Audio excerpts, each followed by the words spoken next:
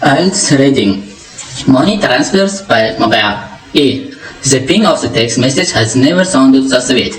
In what is being touted as the world first, Kenya's biggest mobile operator is allowing subscribers to send cash to other phone users by SMS. Known as M-Pesa or mobile money, the service is expected to revolutionize banking in a country where more than 18% of people are excluded from the formal financial sector. Apart from transferring cash, the service much in demand among urban Kenyans supporting relatives in rural areas. Customers of the Safaricom network will be able to keep up to 50,000 shillings. 330 euro in a virtual account on their handsets. B. Developed by Vodafone, which holds a 35% share in Safaricom, and M-Pesa was formally launched in Kenya 2 weeks ago. More than 10,000 people have signed up for the service, which around 8 million shillings transferred so far, mostly in tiny denominations. Safaricom's executives are confident that growth will be strong in Kenya and later across Africa. We are effectively giving people ATM cards without them ever having to open a real bank account, said Michael Joseph, chief executive of Safaricom, who called the money transfer concept the next big thing in mobile telephony. M-Pesa is simple. There is no need for the new handset or a SIM card. To send money, you hand over the cash to the registered agent, typical at the retailer, who credits your virtual account. You then send between 10 to 100 shillings, which means 74 p and 35,000 shillings, which means 259 euro via text message to the desired recipient, even someone on the different mobile network, who cashed it in agent by entering a secret code and showing ID.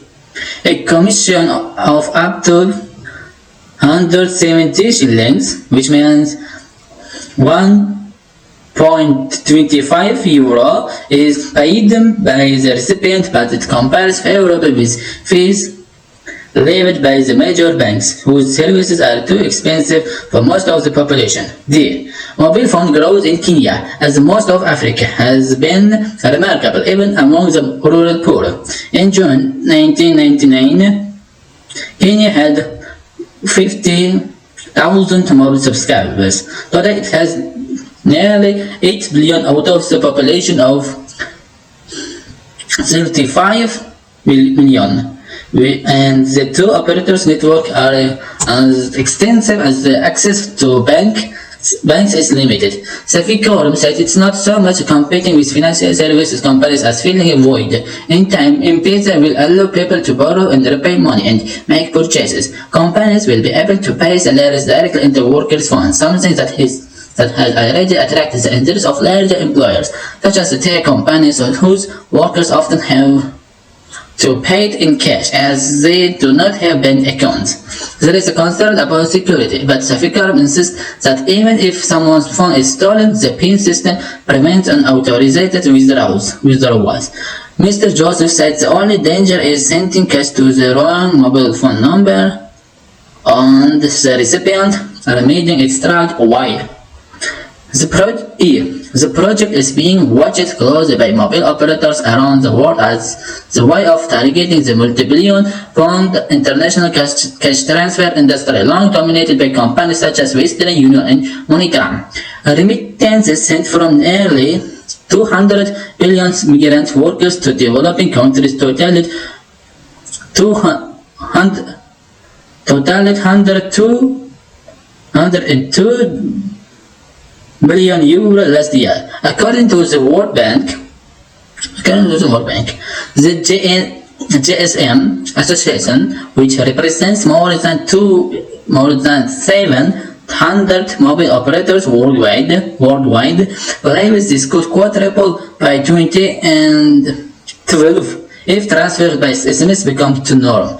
Vodafone has entered a partnership with Citigroup that will soon allow Kenyans in the UK to send money home via text message. The charge for sending €50 is expected to be about €3, less than a third of what some traditional services charge. Park the car permanently. E. More than 1 billion people are likely to be disappointed by their experience of the government's attempts to improve the democratic process. They may have signed an online petition against oil pricing, but ministers are determined to push ahead with plans to make it more expensive to drive. The government is convinced that this is the only way to reduce congestion and the environmental damage caused by motoring. B. Why wait until you are forced off the road by costly charges? You may enjoy the convenience of your car, but the truth is that for huge numbers of people, owning a car makes little financial sense.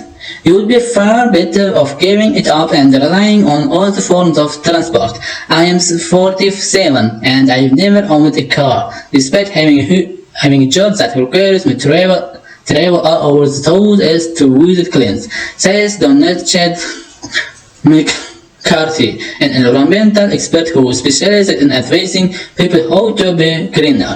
A car is a huge financial commitment, as well as being a psychological addiction. Now, owning a vehicle is far more practical than most people realize. See, it may seem as if cars have never been cheaper. After all, it is now possible to buy a brand new car for less than €4,800.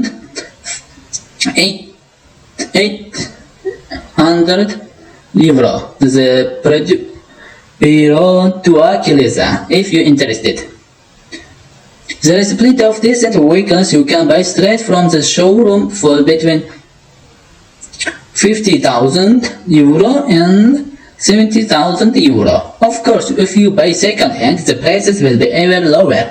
However, the failing purchase price of cars masks the fact that it has never been more expensive to own and run a vehicle. The estimate is that the cost of running a car rose by more than 10% last year alone. The annual cost of running your own vehicle is pulled at an average of €5,539 or €107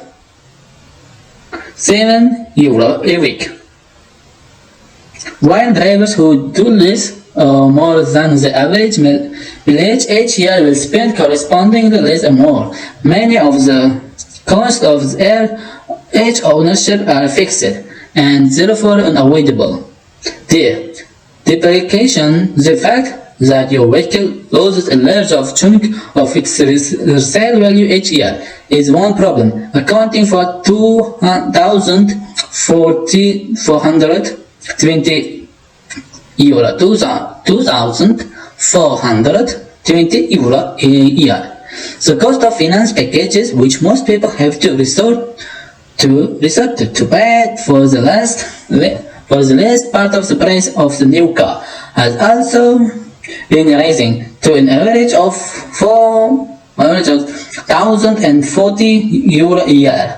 Then there is insurance, maintenance, tax, and breakdown insurance, all of which will cost you broadly the same amount, however many miles you do. Only fuel costs are truly variable. While petrol prices are the most visible indicator of the cost of running a car, for the typical driver they account for less than 1/5 of the real cost of each year. In other words, leaving aside all the practical and psychological barriers to give up your car, in financial terms, doing so makes sense for many people. Here, take the cost of public transport. For example, in London, the most expensive city in the UK, the most expensive annual travel card, allowing travel on any zone at any time, costs just over £1,000 700 euro. You could give up your car and still have thousands of pounds to spend on occasional can help. In fact, assuming that you have the most expensive travel car in London, you could have a cheap car from a company such as Easy Car for about 30 weeks a year and still be better off overall than if you own your own vehicle. Note that car hire is necessarily the most effective option for people who are prepared to do without a car, but many may still need to drive occasionally. F. Streetcar. One of the several car groups with growing numbers of members reckons that using its vehicle twice a week, every week, for a year, would cost you just 700 euro. Streetcar's model works very similarly to those of its main rivals, City Car Club and Wizgo. The three companies, which now operate in 20 of Britain's towns and cities, charge their members a refundable deposit in 150 euro at Streetcar and then provide them with an electronic smart card. This enables members to get into the vehicle, which are left parked in set locations, and the keys are then found in the glove compartment. Members pay an hourly rate for the car. 4.95 euro is the cost of Streetcar, and return it to the same spot or to the different designated parking place. G. Car sharing is an increasingly popular option for people making the same journey regularly. To and from work, for example, many companies or schemes that helps colleagues who live near to each other and work in the same place to contract each other so they can share the journey to work. LiftShare and CareShare are two national organizations that maintain online databases of people who would be prepared to team up. Also, people may be able to replace part or all of their journey to work, or any journeys for that matter, with low-cost transport such as a bicycle or even by just walking. The more you can reduce your car use, however you gain access to it, the more you will save. Low-cost lamps light rural India. Until 3 months ago, life is in this humble village without electricity. Electricity would come to an halt after sunset. Inside his mud and clay home, Kalpat Jadhav's 3 children used to study in the dim, smoky glow of the kerosene lamp, when their monthly full quota of 4 liters dried up in just for a fortnight.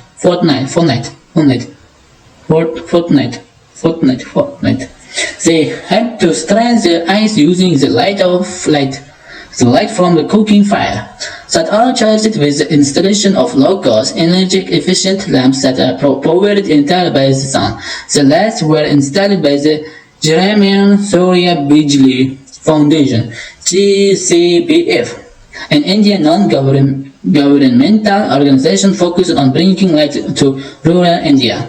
Some 100,000 Indian villages do not yet have electricity. The GSBF lamps use LEDs, light-emitting diodes, that are four times more efficient than a normal bulb. After a $55 installation cost, solar energy lights the lamp free of charge. LED lighting, like cell phones, is another example of the technology whose low cost could allow the rural poor to live into the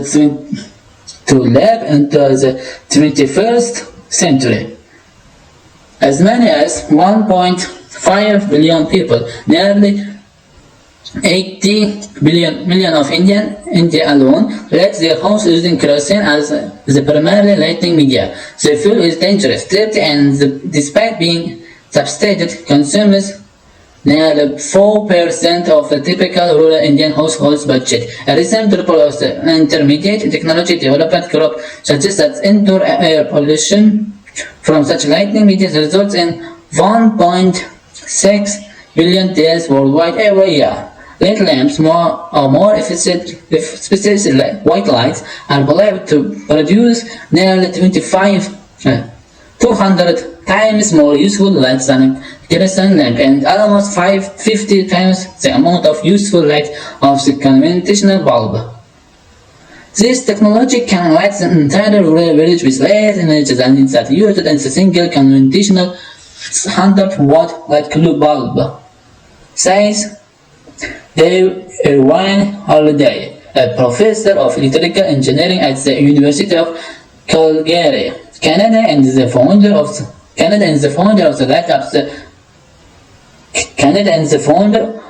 Light Up the World Foundation. Bluetooth, founded in 1997, Bluetooth has used LED technology to bring light to nearly 10,000 homes in remote and disadvantaged corners of some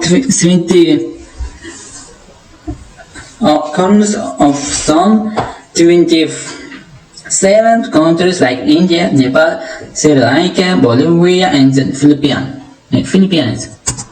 The technology, which is not yet widely known in India, faces some speculation here. Relief systems are revolutionizing rural lighting, but this isn't the major solution to the world's energy problems, says Ashok Junjunwala, the head of the electrical engineering department at the Indian Institute of Technology, Madras.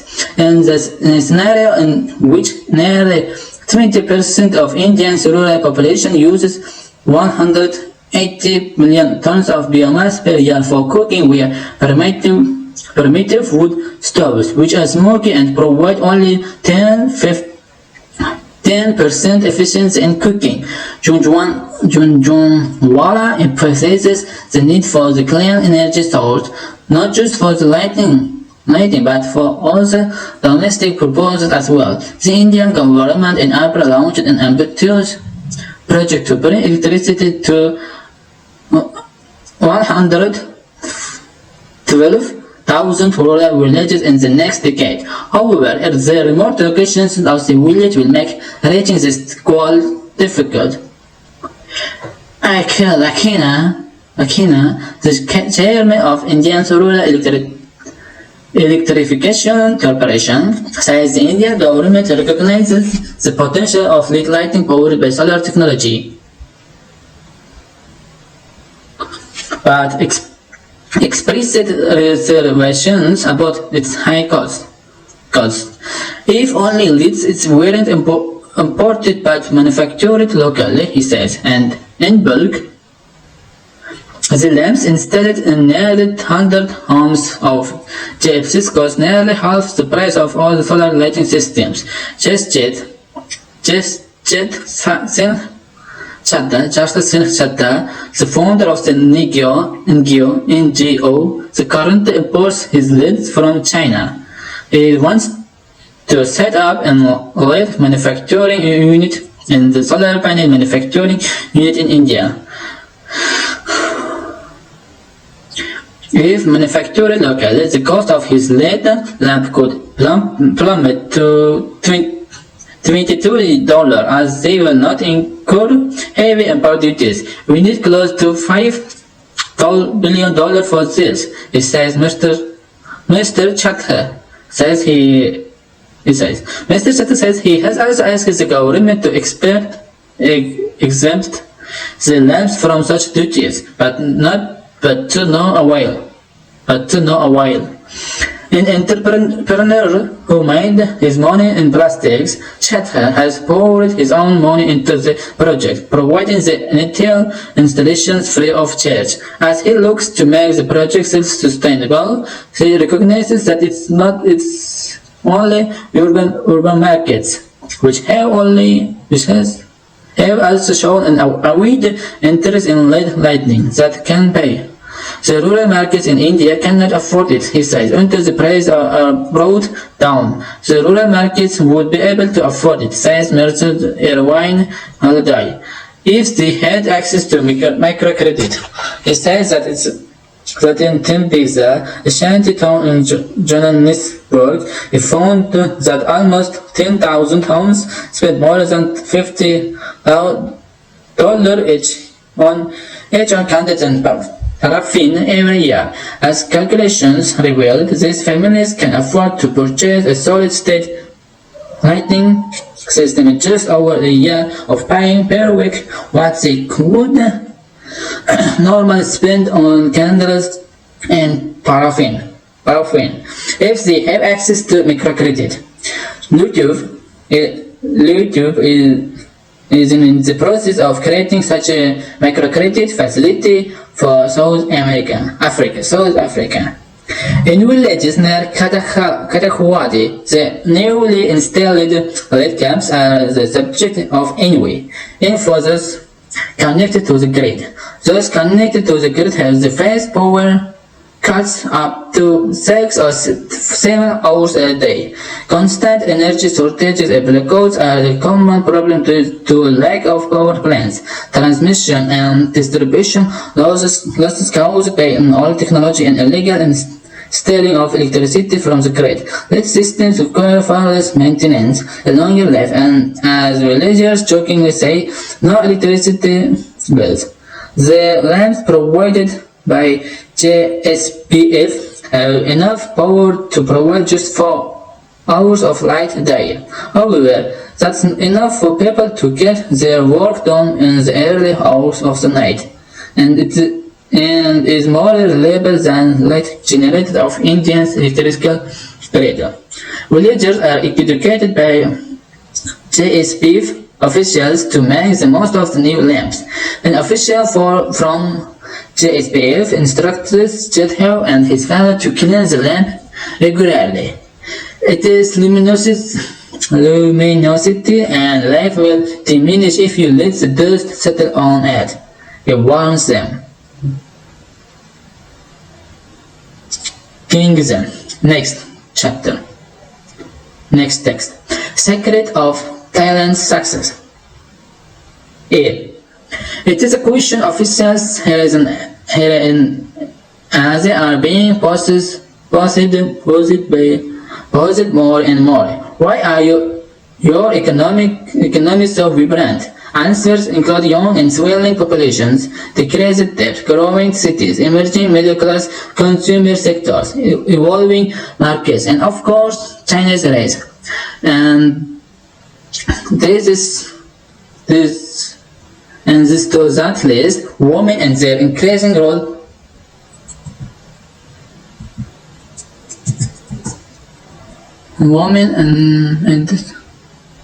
increasing role in Asian economics. The idea is that the more opportunities women have, the more vibrant economies are, and consequently, the less need there is to amass a huge public debt to boost growth.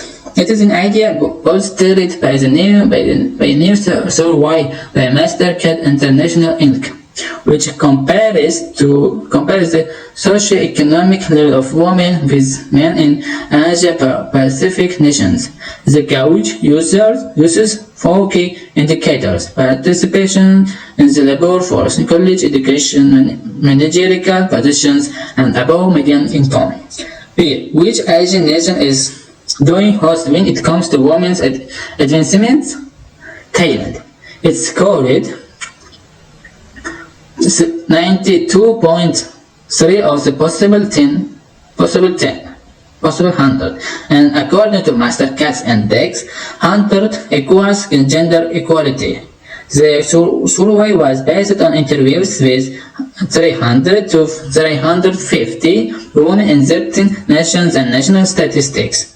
Malaysia came in second with a score of 86.2, while China came in the third with 68.4. The average score is in Asia was 67.7. At the bottom of the list of South Korea, 45.5, followed by Indonesia, 52.5, and Japan, 54.5. Perhaps it is a bizarre coincidence, yet MasterCard's findings fit quite neatly with two important issues in Asia: economic leadership and debt. Thailand, Malaysia, and China are three economies widely seen as the future of Asia. Thailand's economic boom in recent years has prompted many leaders in the region to look at its growth strategy. Malaysia, which has a female central bank governor, is one of Asia's rising economic powers. China, of course, the world's hottest economy and one that is shaking up trade patterns and business decisions everywhere. C. Something other economies have in common and is an above average level of female participation. What the three worst ranked economies share are several long-term economic challenges of high levels of debt and a female workforce that's being neglected. Research in economic history is very conclusive on the role of women in economic growth and development, says Yuwa Hedrick Wong, an economic advisor to MasterCard. The more extensive women's participations at all areas of economic activities, the higher the probability for stronger economic growth. That, Hedrick Wong says, means societies and economies that consistently fail to fully incorporate women's ability and talent in businesses and the workplace will suffer the consequences. Take Korea, which has been working in place economically in recent years. Immediately following the 1997 and 1998 Asian financial crisis, Korea became a regional role model as growth boomed and unemployment fell. Yet the massive increase in household debt left consumers overexposed and growth slowed. D. Maybe it's just coincidence that Korea also ranks low on measures of gender equality published by the United Nations. As of 2003, for example, it's ranked below Honduras, Paraguay, Mauritius, and Ukraine in terms of women's economic and political empowerment. Utilizing more of its female workforce would deepen Korea's labor pool and increase potential growth rates in the economy. The same goes for Japan. The reluctance of Asia's biggest economy to increase female participation and lift more women into the exclusive suite exacerbated its biggest long-term challenge, a declining birth rate. In 2003, the numbers of children per Japanese woman fell to a record low of 1.29 versus about 2 in the early 1970s. Preliminary government statistics suggest the rate declined further in 2004. The trend is nothing short of the crisis for highly indebted nation of 126 million that has yet to figure out how to fund the national pension system down the road.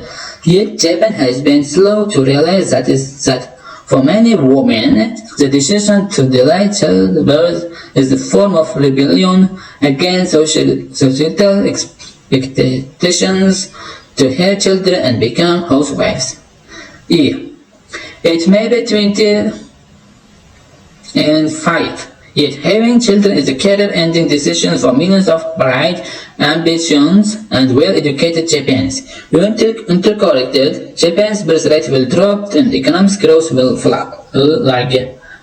Union Secretary General Kofi Annan was absolutely right earlier this month when he said no other policy is like likely to raise economic productivity than the empowerment of women. Here in Thailand, the government is getting some decent marks in this regard, and the economist 6% pulse growth rate may be a direct result. Thailand still has a long way to go, yet the Bank of Thailand's Deputy Governor Theresa Watanabe is a woman as 7 of 9 assistant governors. Since the recent Jada Watanabeism, who runs Siam Commercial Bank PLC, Thailand's fourth biggest lender. How many female chief executives can be? How many female chief executives can you name in Japan or Korea? Located broadly in Asia, Mastercard's survey is on to something. It is that giving women more opportunities to contribute to an economy is not just about fairness, but dollars and cents too. Patience are a virtue. Despite conference chairs, job cuts, and financial crisis, Health Secretary Patricia Hewitt may find a reason to smile this week, as the NHC, British National Health Service, was named one of the top places to work by students. Among engineering, science, and IT students, the health service was ranked second in this year's Universum UK Graduate Survey of Ideal Employers, a leap of 54 places from last year. The annual survey, conducted in the UK since 1997, canvassed the opinions of more than 700 final and penultimate year students studying for degrees in business, engineering, science, IT, and humanities at 39 universities between January and March this year. Each student was presented with a list of 130 employers nominated by students through a separate process from which they selected the 5 they considered to be ideal employers. The Universum list is based on the frequency of an organization being selected as an ideal employer, following a weighted process. This year, government departments and public sector organizations dominated the top spots, with the BBC ranked first among humanities, engineering, science, and IT students, retaining its place from the last year and coming third for those studying business.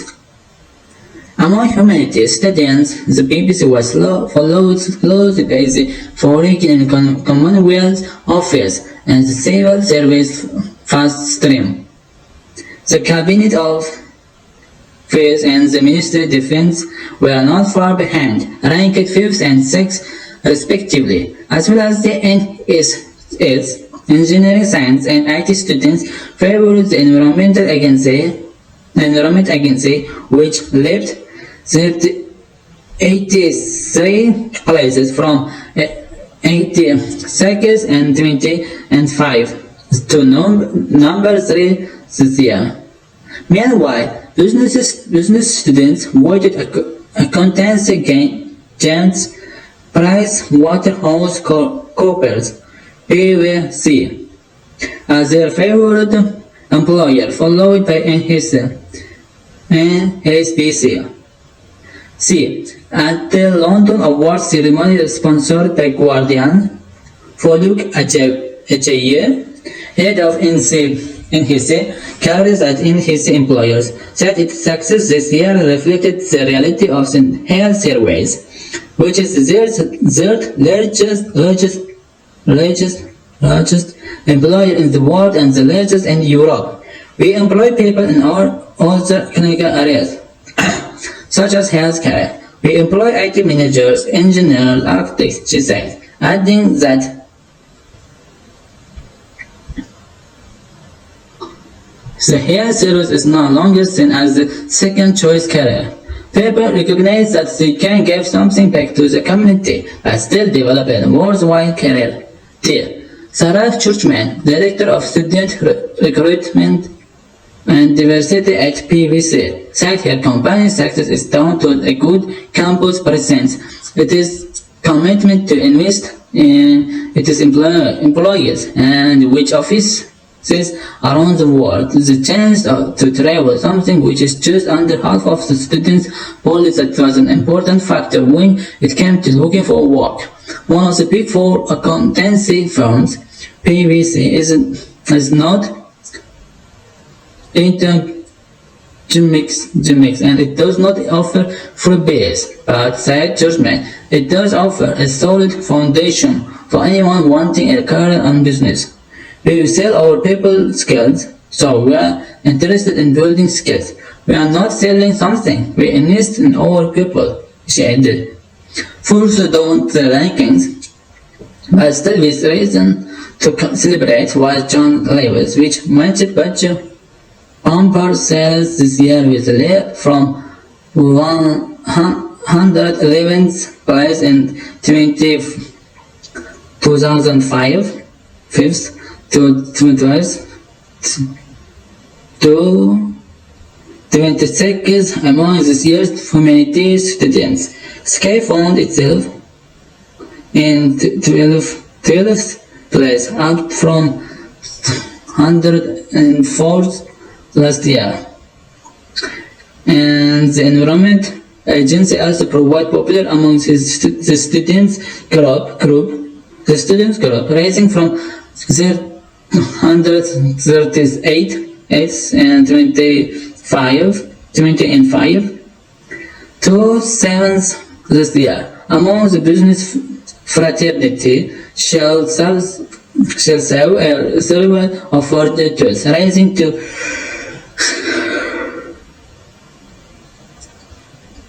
3rd place after last year's 76th position. There were a few dramatic drops in the rankings. The Bank of England fell from 14th and 25 to 27th this year among humanities students. Although it retained its main table position among those studying business, British Airways also saw a slight dip, as did McKinsey versus Co, which dropped from 11th to 22nd among business undergraduates. Fear.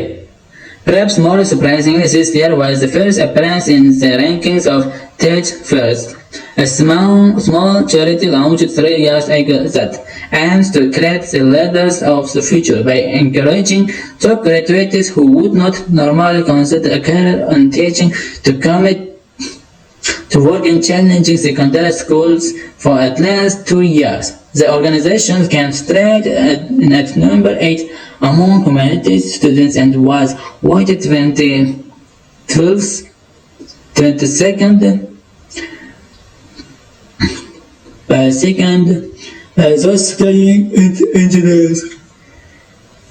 engineering, science, and IT.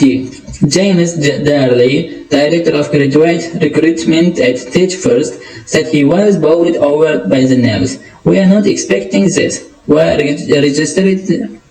registered charity, only able to physically go to 15 universities.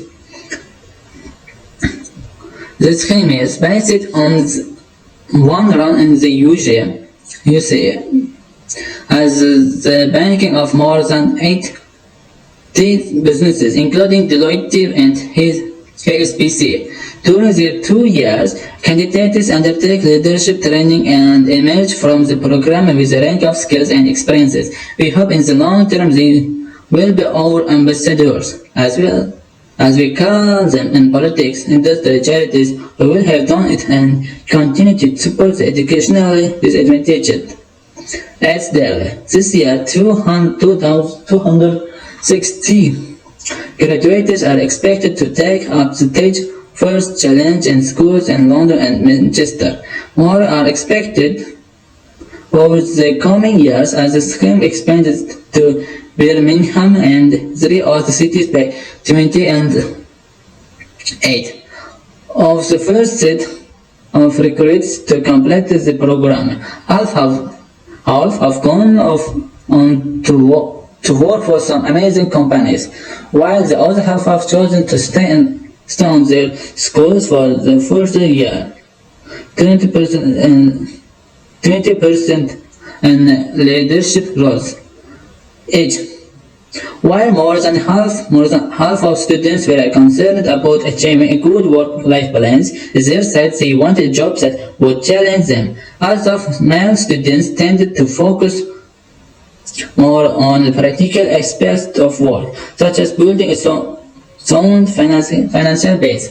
Women, particularly those studying for humanities degrees, had a more idealistic outlook, saying making a contribution to society was a key career goal. Almost half of all students said that paid overtime was a key part of any company's compensation package.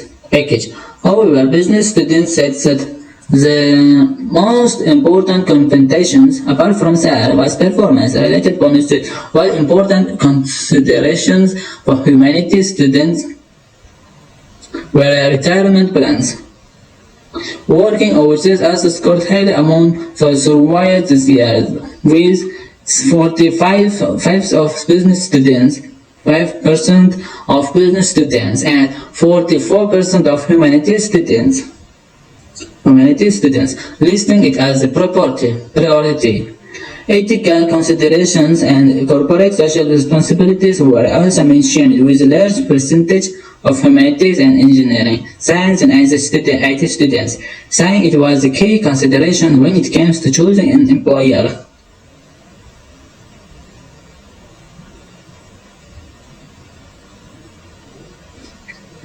Rise of the robots.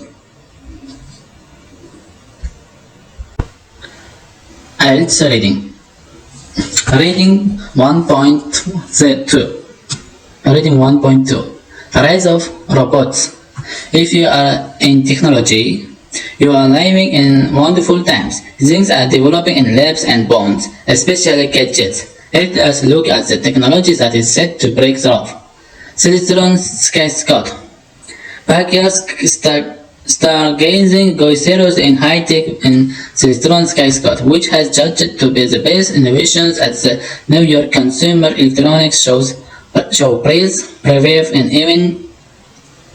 event in November. It's not difficult to see why. This skyscraper is a handheld viewing device that is capable of finding and identifying more than 6,000 celestial objects visible to the naked eye, thus transforming the night sky into your own personal planetarium. Using GPS technology and substantial celestial database, the camcorder-sized skyscraper enables stargazers to point the device at any visible object in the sky. Press the button and then listen to commentary. For the truly celestially challenged, if you want to view a star or planet but do not have a clue which bit of the heavens to look in, do not despair. The skyscraper's locate feature will guide you to it using illuminated arrows in the viewfinder. Nokia numer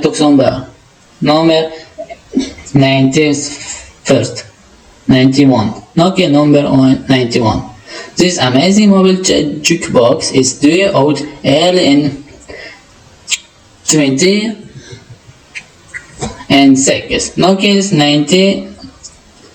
Nokia's number 91 looks set to be in a class of its own as a multimedia mobile phone. It will play music, take photos, surf the web, and download videos, store contact details, and generally organize your life. The robust little phone, resplendent in its stainless steel case, is the first Nokia to be equipped with a hard drive, 4 GB, which means that it can store up to 3,000 songs. The number 91, which has a hi-fi quality headset and remote control, supports a wide range of digital music formats, including MP3, RAW, WAV, and MAW. It uses wireless technology to allow users to find and buy music from the operator's music store. You can also drag and drop music from your PC to the number to N91 and manage and share a playlist. If you can find the time, you can get on the blower too. Secure Spectrum e-paper watch. The CP Spectrum is no ordinary wristwatch. At first glance, it is an attractive and futuristic Secure Spectrum e-paper watch. The Secure Spectrum is no ordinary wristwatch. At first glance, it is an attractive and futuristic bracelet-style watch. Look closer, however, and you will notice that its display is unlike any you have seen before. Rather than a usual LCD screen, the display is made of a paper from the electronic paper pioneers E-Link Corp and shows a constantly changing mosaic pattern along with the tape. Because a paper is so flexible and thin, it allows the display to curve around the wrist along with the watch band, something conventional liquid crystal displays cannot do, as they have to be flat. Secure says the e-paper display not only produces far better contrast than LCD screen, but requires no power to retain an image, so the batteries last longer. Secure is releasing only 500 of the watches next month, priced at about €1,250, so you'd better lose no time. High definition TV.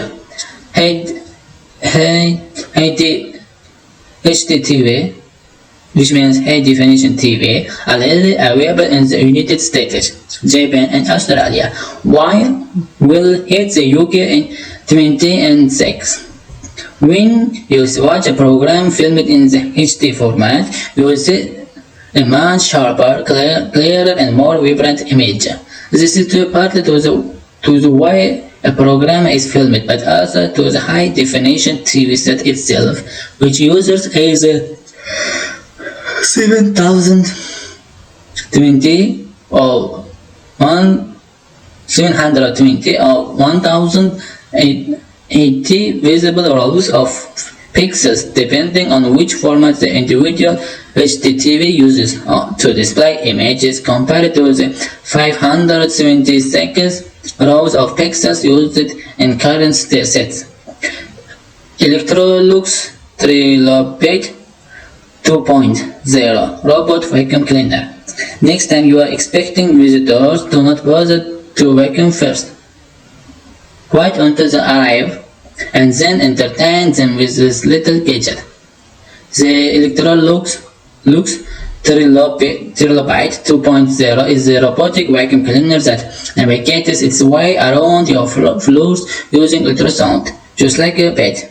It pings out ultrasound vibrations at surface to create a map of the room, which it remembers for future cleaning assignments.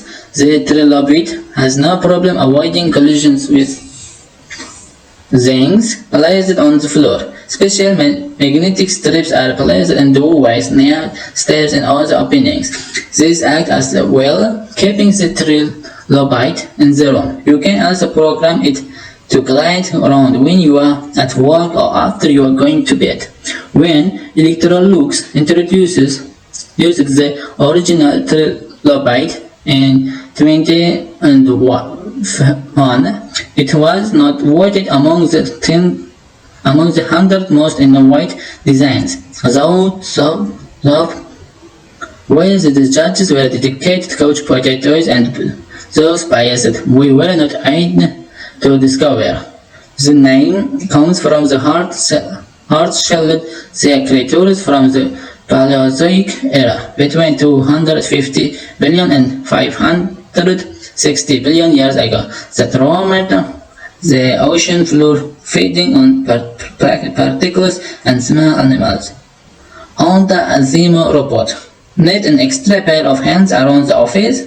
Look no further. This move, the Honda Motor Company showcased with the second generation humanoid robot, Azimo. The machine has come a long way since its first incarnation 5 years ago. The 1.3 meter tall droid is now capable of performing a variety of office tasks, including reception duties, serving drinks, and acting as an information guide, as well as making deliveries. Using multiple sensors, Azimo has the ability to recognize the surroundings, environments, and interact with people using integrated circuit tags. It can walk and run at the fireplace and push a cart. Honda plans to start using Azimo's receptionist functions at its rooftop building in Japan early in 2026, and it's hoped it will become available for leasing afterwards. It could soon be pushing a cart at the office near you. Sleepy students perform worse. Reading next reading. Sleepy students perform worse. Here, staying up an hour or two past bedtime makes it far harder for kids to learn. The scientists who deprived youngsters of sleep and tested whether their teachers could tell the difference. They could. If parents want their children to thrive academically, getting them to sleep on time is as important as getting them to school on time, said psychologist Kazan Falloon.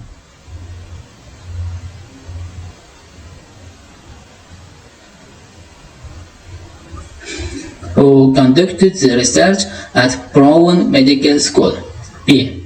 The study unveiled Thursday at the American Medical Association (AMA) Science Writers meeting was conducted on healthy children who had no evidence of sleep or learning-related disorders.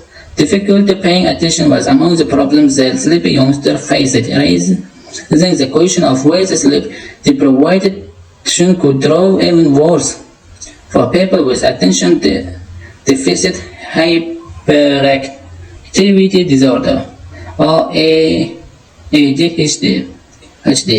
Falloon is studying that question and suspects that sleep problems could hit children with ADHD as a double whammy. Yes, sleep experts have long warned that Americans of all ages do not get enough sleep. Sleep is important for health, bringing a range of benefits that, as the experts put out, connects up the relentless life of care.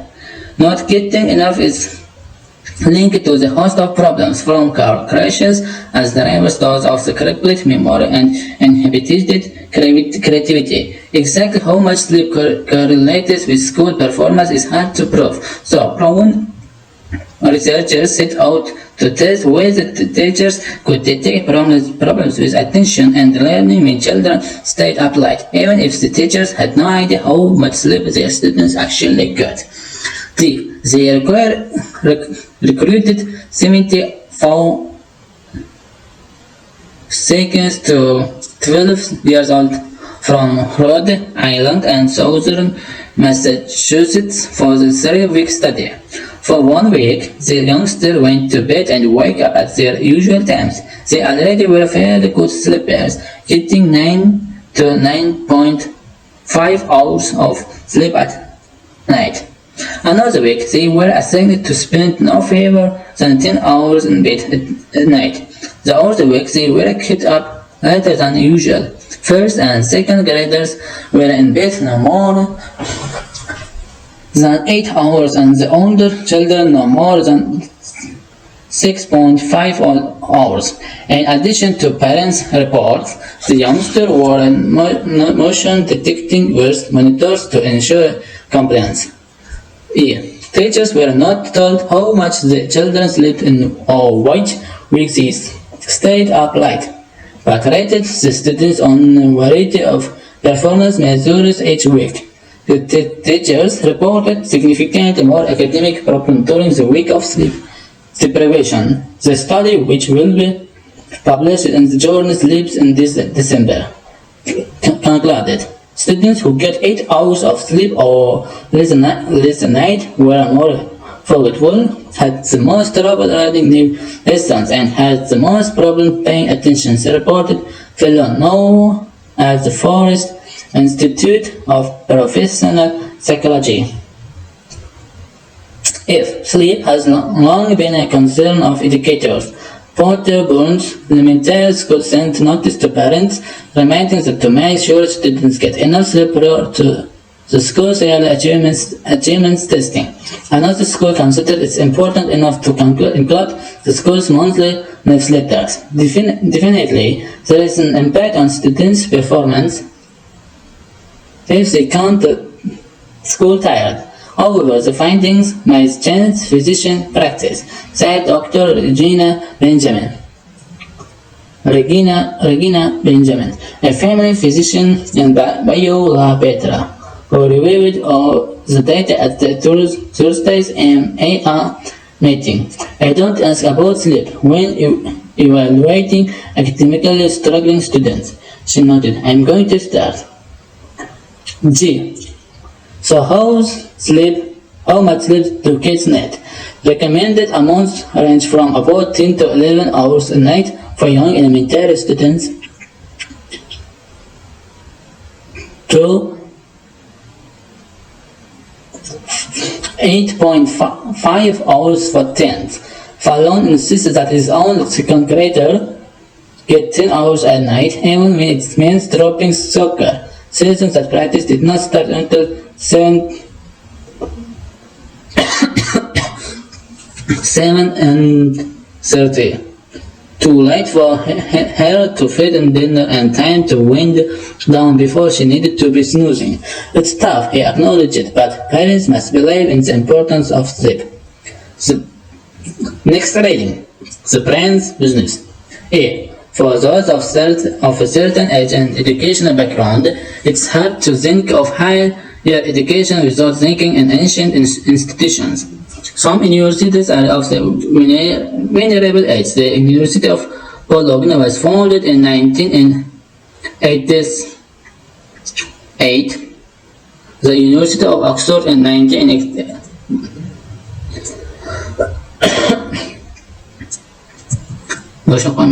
From start. The University of Bologna was founded in 1088. The University of Oxford in 1096, and many of them have a strong sense of tradition.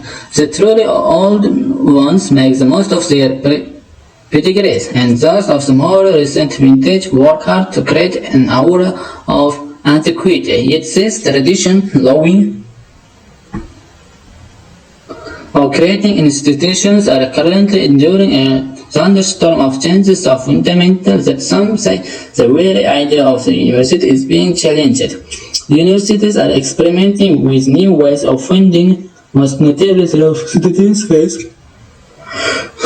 forging partnerships with private companies, and engaging in mergers and acquisitions. Such changes are tugging at the Ivy's roots. B. This is happening for four reasons. The first is the democratization of higher education massification and the language of the educational position. In the rich world, massification has been going on for some time.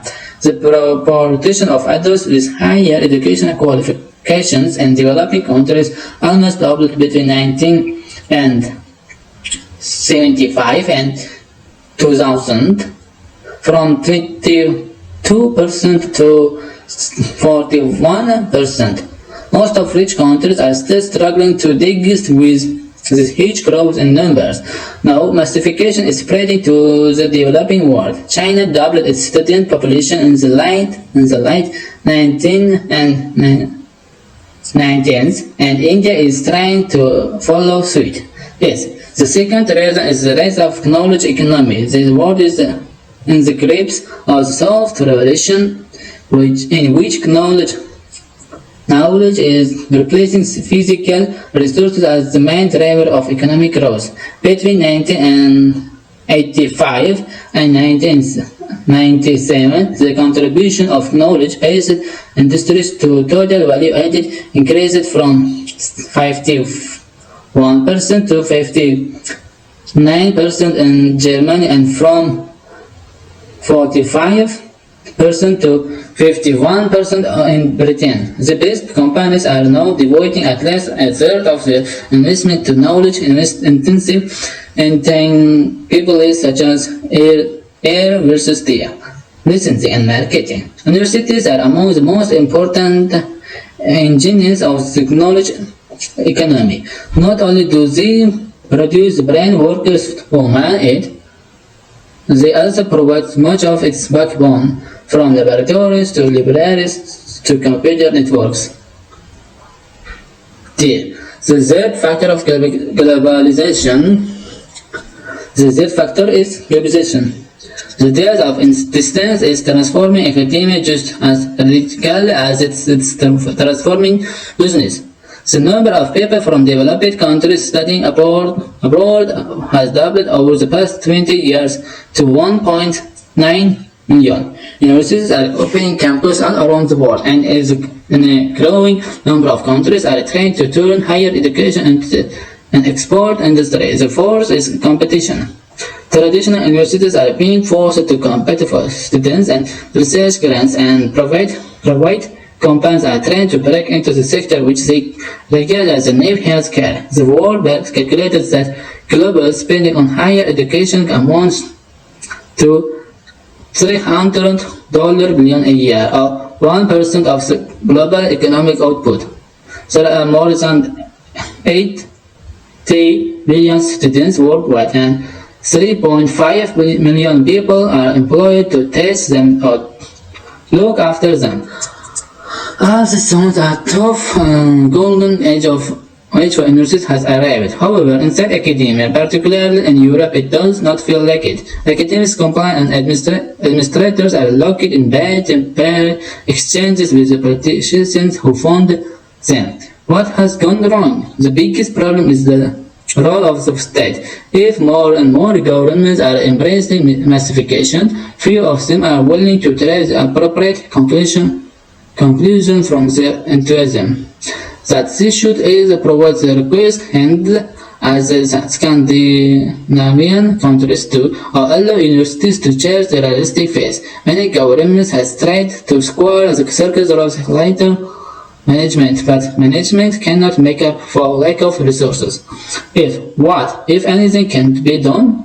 Techno-utopians believe that higher education is ripe for revolution. The university, they say, is hopelessly antiquated institution, weighted in outdated practices such as tenure and lecturers, and incapable of serving a new world of mass audiences and just-in-time information.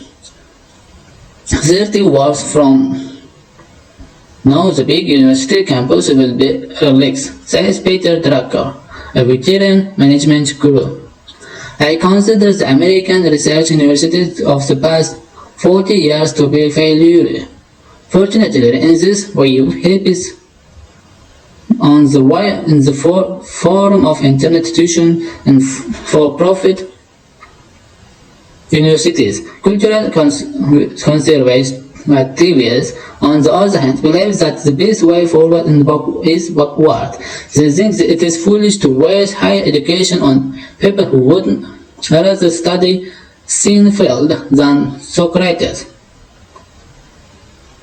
And it is ingenious to confuse the pursuit of truth with the pursuit of profit.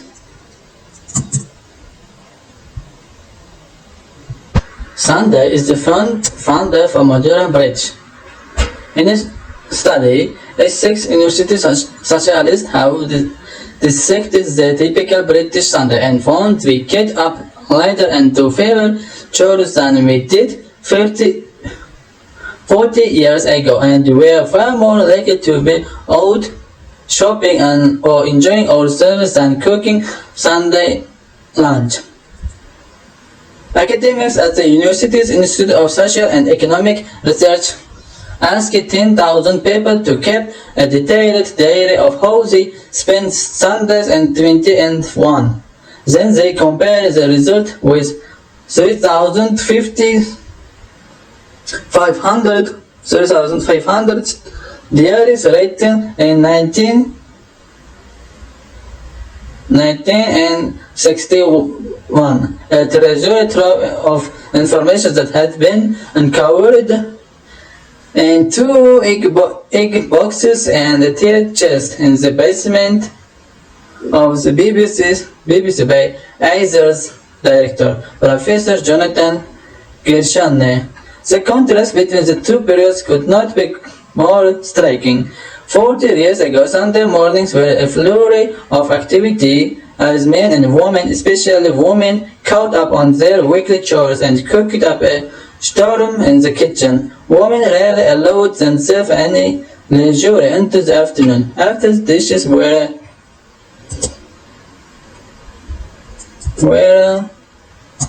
cleaned. In 1961, more than a fifth of all men and women in Britain were sitting at the table by 2 p.m., most likely tucking into the roast with all the trimmings.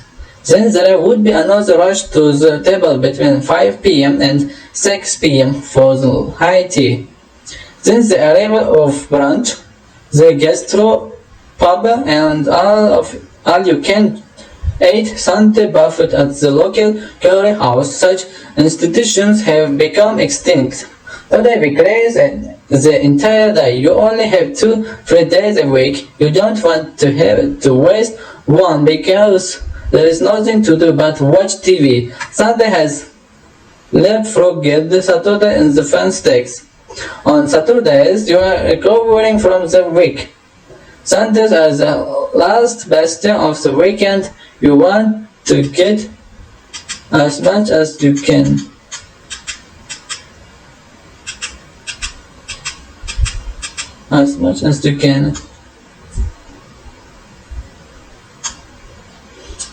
Sundays are fun stakes. On Sundays, you are recovering from the week. Sundays are the last best of the weekend. You want to get as much as you can out of the day before you have to go back to work.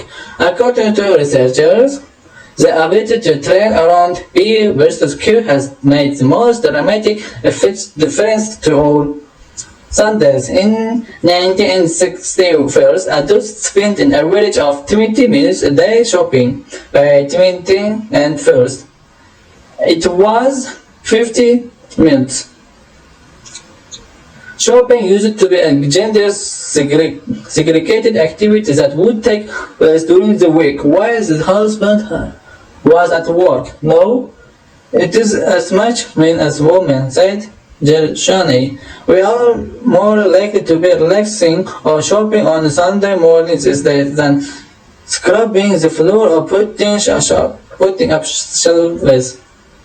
Men now stay in bed longer and get up not as previously to work around the house, but rather to shop or to pursue all the outside leisure activities.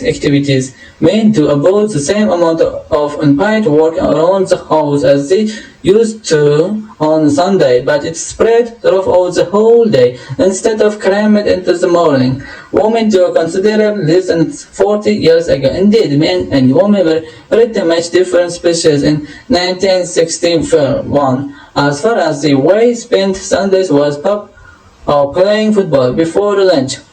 For women, leisure happened only in the afternoon, but by 2001 and 2001, the shapes of men's and women's Sundays were much more similar. Says the report. Sunday for me is all about holding on to the weekend and trying to stave off Monday.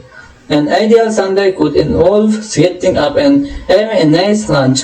Sometimes we cook, but more often I go out to get a roast or bangers and mash at the guest wrap-up. If it is a nice day, there is nothing better than sitting outside in the bare garden, reading the Sunday papers, one tabloid and one broadsheet with a goodness extra cold. Sunday is often a chance to visit other parts of London, as long as it's not too far.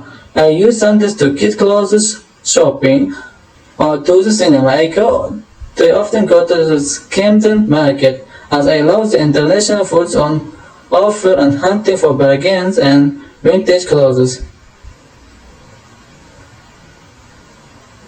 Jonathan Bentley and Sean, 25, Clapham, London, works in communications. I am usually at home making the Sunday lunch. Some friends go out to eat, but my husband Mark loves to roast, so we don't. After that, I do the washing like every day, and then I take my daughter Grace to netball and watch her play. Mark potters around last Sunday. He tidied the garage. He works 6 days a week, so on Sunday he stays at home. I don't take shopping on a Sunday because every man and his dog is out. I don't work, so I can't do it in the week. I tend to watch television and chill out. When summer comes, we go to barbecues at family or friends' houses. When I was growing up, my dad would do the gardening and paint the fences while my mom would do housework.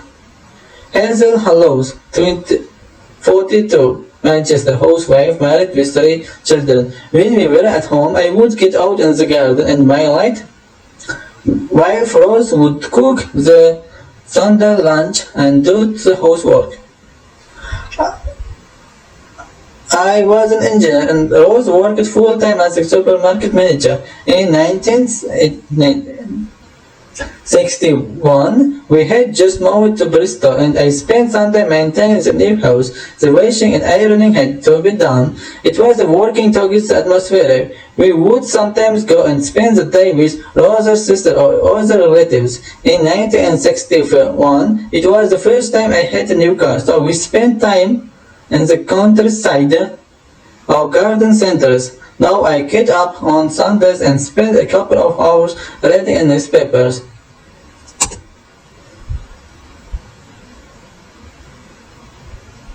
Spot the difference. A. Taxonomic history has been made this week, at least according in the World Wildlife Fund. WWF, a conservation group. Scientists have described a new species of clouded leopard from the tropical forests of Indonesia with spots or clouds as they are poetically known, smaller than those of all the clouded leopards, with fur of little darker and with a double as opposed to the partial double strap down its back. B. However, no previously unknown beast has suddenly left out from the forest. Instead,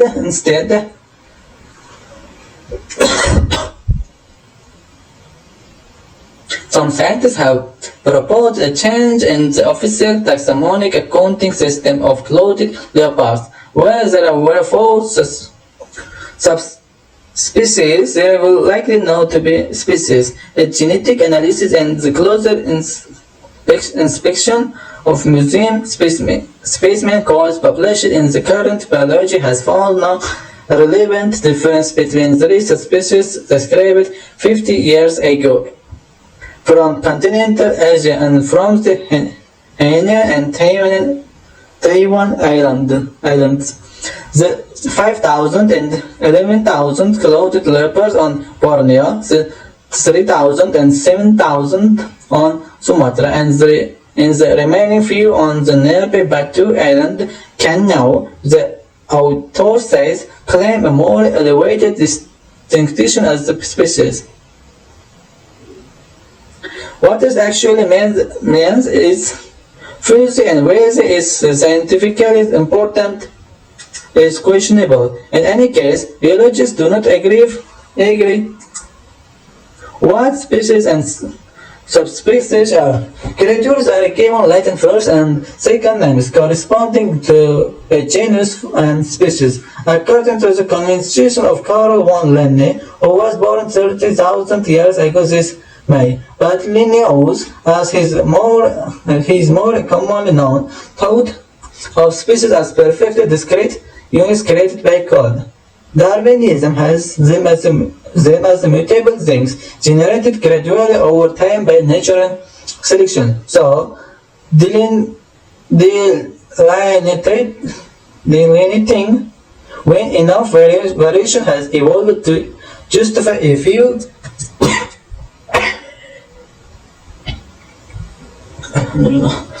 a new category is largely a matter of taste. Take ants and butterflies. And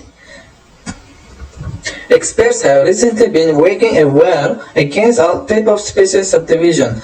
Lepidopterists, on the other hand, cling to the double-barreled second names from their disciplines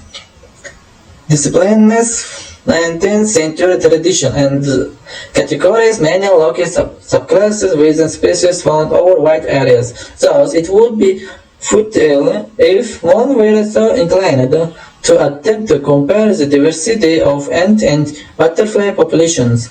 The traditional way around the problem is to call a species all members of a group that share the same gene pool. They can mate together and produce fertile offspring, where the Indonesian clothed leopards can make cubs with continental ones remaining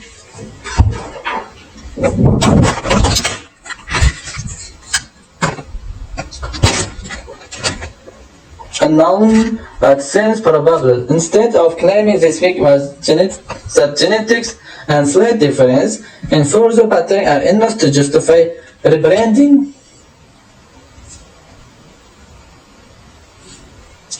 the clothed leopards as two significant types. Genetically, that makes sense if many DNA variations correlate perfectly between members of two groups. The authors did find some correlation, but they looked for it in only 3 Indonesian animals. A larger sample would have been more difficult. If one thing is abundantly clear, conservationists who are trying to stop the destruction of the leopard's habitat in Borneo and Sumatra see the announcement of a new species of big cats as a means to gain publicity and political capital.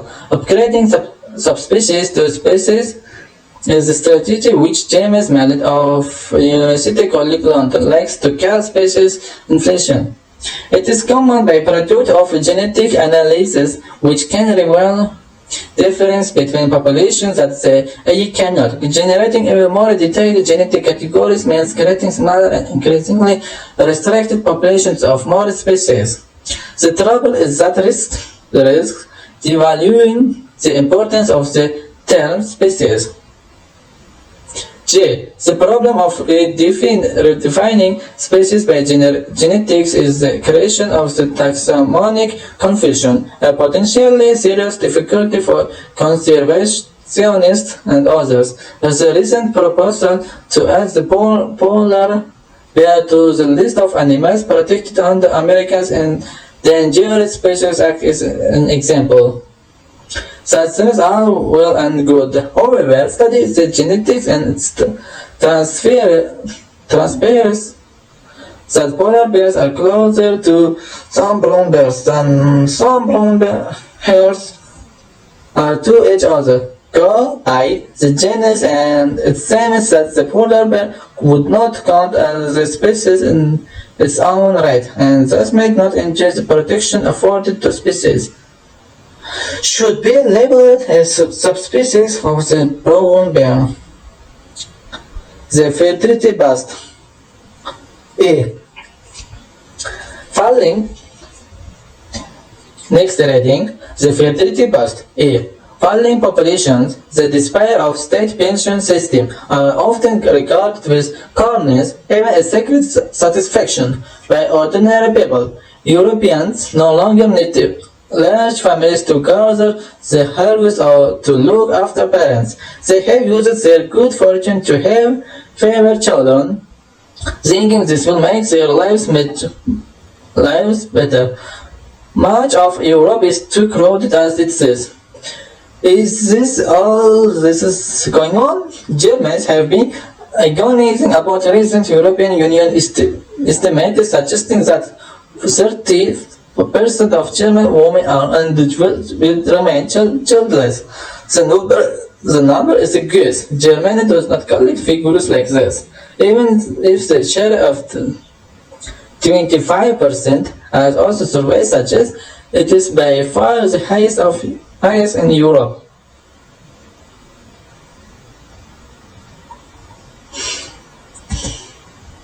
Germany is something an oddify of this. In most countries with low fertility, young women have their first child late and stop at 1. In Germany, women with children often have 2 or 3, but many have none at all. Germany is also odd in experiencing low fertility for such a long time. Europe is demographically polarized. Countries in the north and west south fertility fall early. In the 1960s, recently they has stabilized or raised back towards the replacement level, i.e. 2.1 births per woman. Countries in the south and east, on the other hand, have fertility rates fall much faster. More recent, often to below 1.3, a rate at which the population falls by half every 45 years. Germany combines both. Its fertility rate fell below 2.2 in 1971. However, it was stayed low and it is still only just above 1.3. This challenges the notion that European fertility is likely to stabilize at tolerable levels. It raises questions about whether the low birth rates of Italy and Poland really are, as the sum of have argued, merely temporary. The list of the explanations for why German fertility has not rebounded is long. Michael Teitelbaum, a demographer at the Sloan Foundation in New York, takes them off. Poor childcare, unusually extended higher education, and flexible labor lives, high youth unemployment, and non-economic or cultural factors.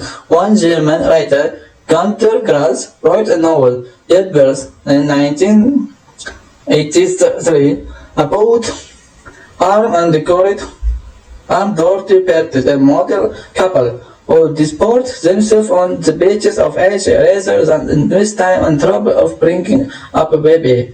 They keep a cat, writers writes Merce Grass, and still have no child. The novel is subtitled The Germans Are Dying Out, with the acceptation of this cultural factor. None of these features is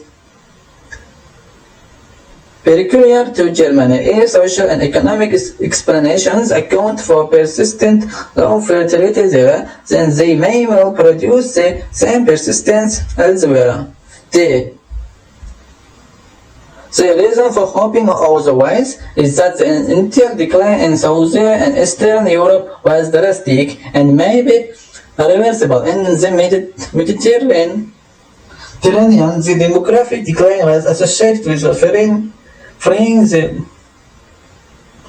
young women from the constraints of traditional Catholicism, which encouraged large families. In Eastern Europe, it was associated with the collapse in living standards and the ending of pro-birth policies.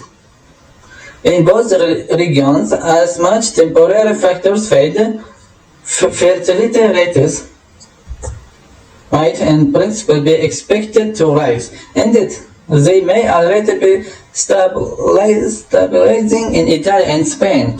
Germany tells you that reversing these trends can be hard. There and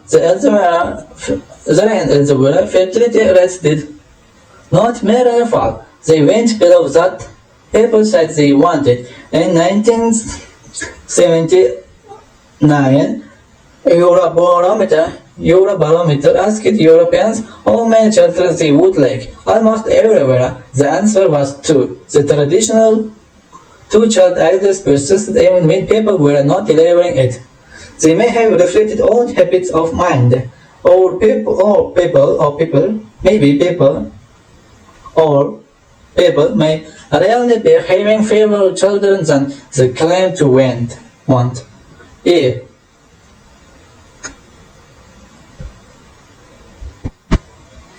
A recent paper suggests how this might come about. If women postpone their first child at their mid-30s, it may be too late to have a second even if they want one. The average age of first birth in most Europe is now 30s. If everyone does the same, one child becomes the norm. A one-child policy, by example, rather than coercion. As it were, if women wait to start a family until they are established at work, they may end up postponing children longer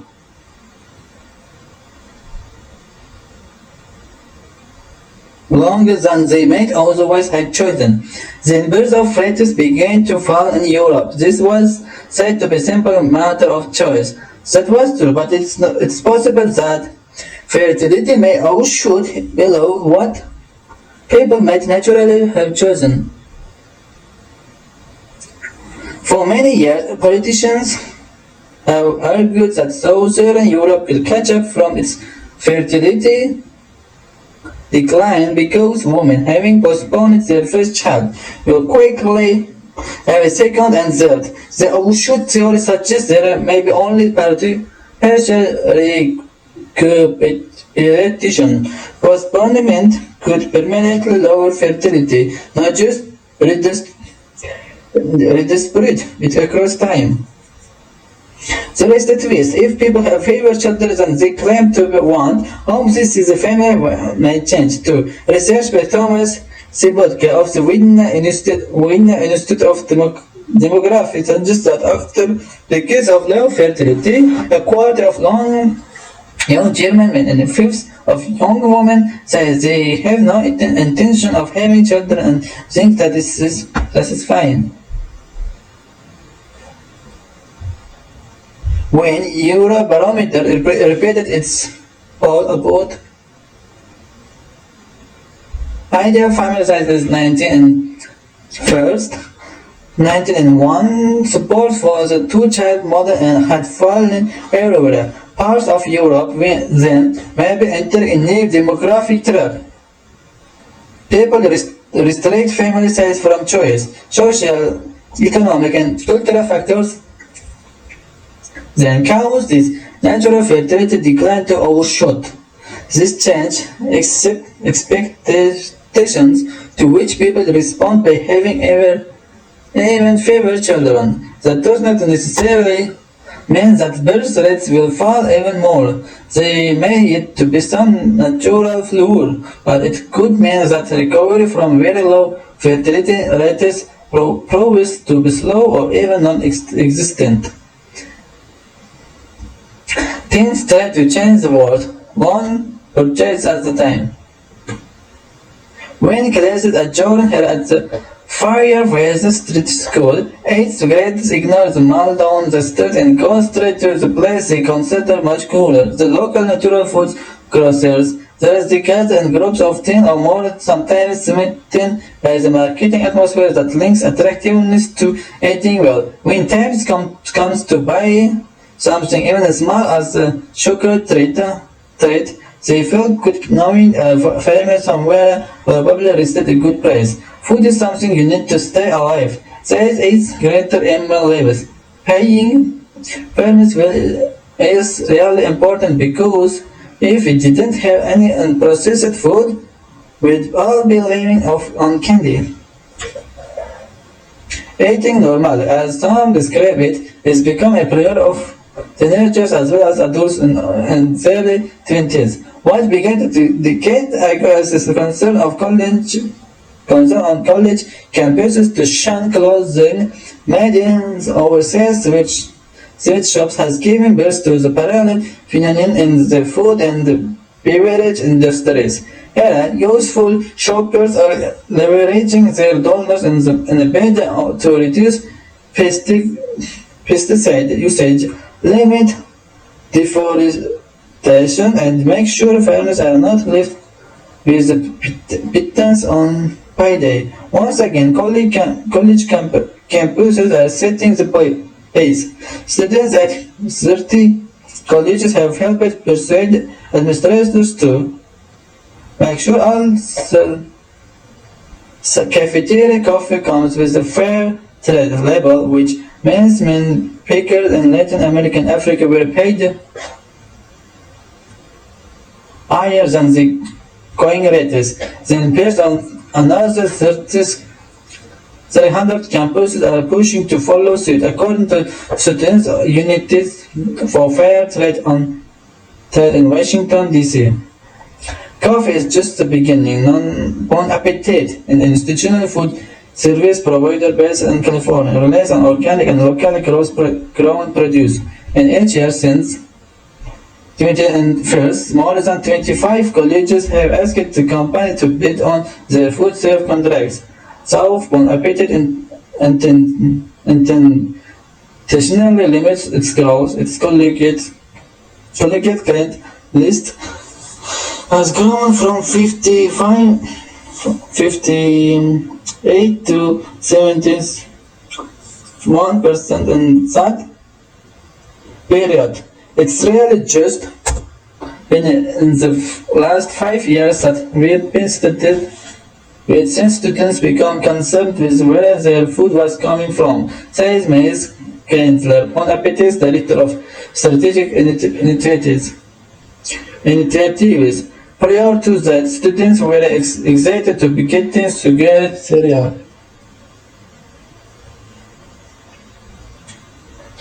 To rich youngsters said that often does not drink coffee.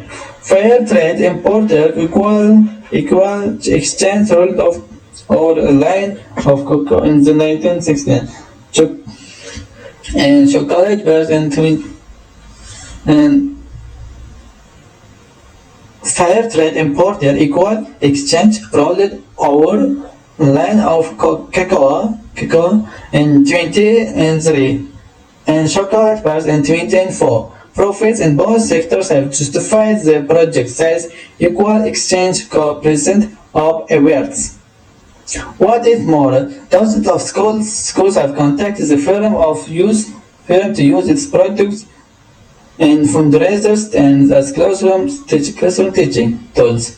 Kids often are the ones who aggregate in the family for recycling and other eco-friendly practices. Mr. Evans says, so it's a rape evidence. Concerns of today's youthful food shoppers seem to reflect in some ways of idealism that inspired generations to join boycotts in solidarity with the farm workers. Today's efforts are distinct in that useful consumers as they do not want to make sacrifices. They want high quality, competitive prices priced goods that do not require exploitations of workers or the environment. They will highly reward companies that labor on activities which share this sentiment and has it repeated from her parents and summer and O'Keeffe, a recent colleague graduate in fashion model who promotes stylish fair trade clothing. I am not going to buy something that can't stand on its own or looks bad just because it's socially responsible. Mr. Oik says, our graduation has come to terms with the fact that we are all consumers and we all buy something. So if I do have to buy food, what are the consequences?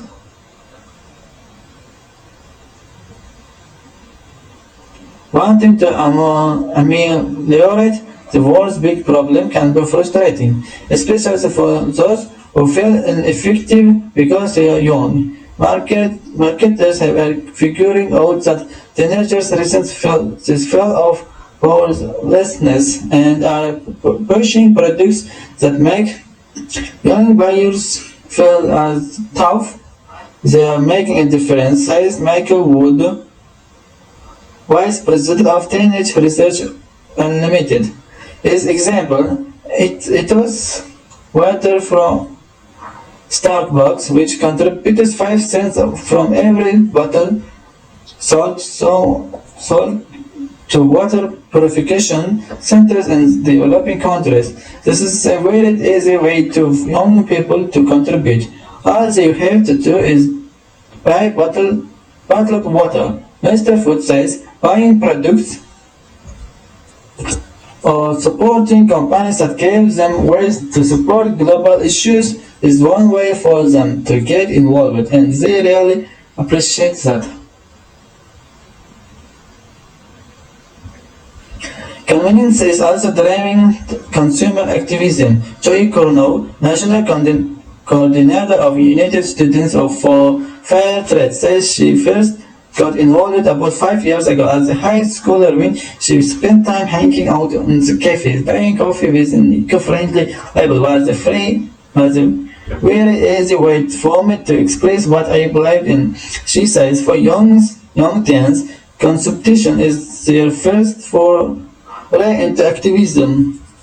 As the fire with the street school, Emma lives teamed up with classmates Kayla Kalman and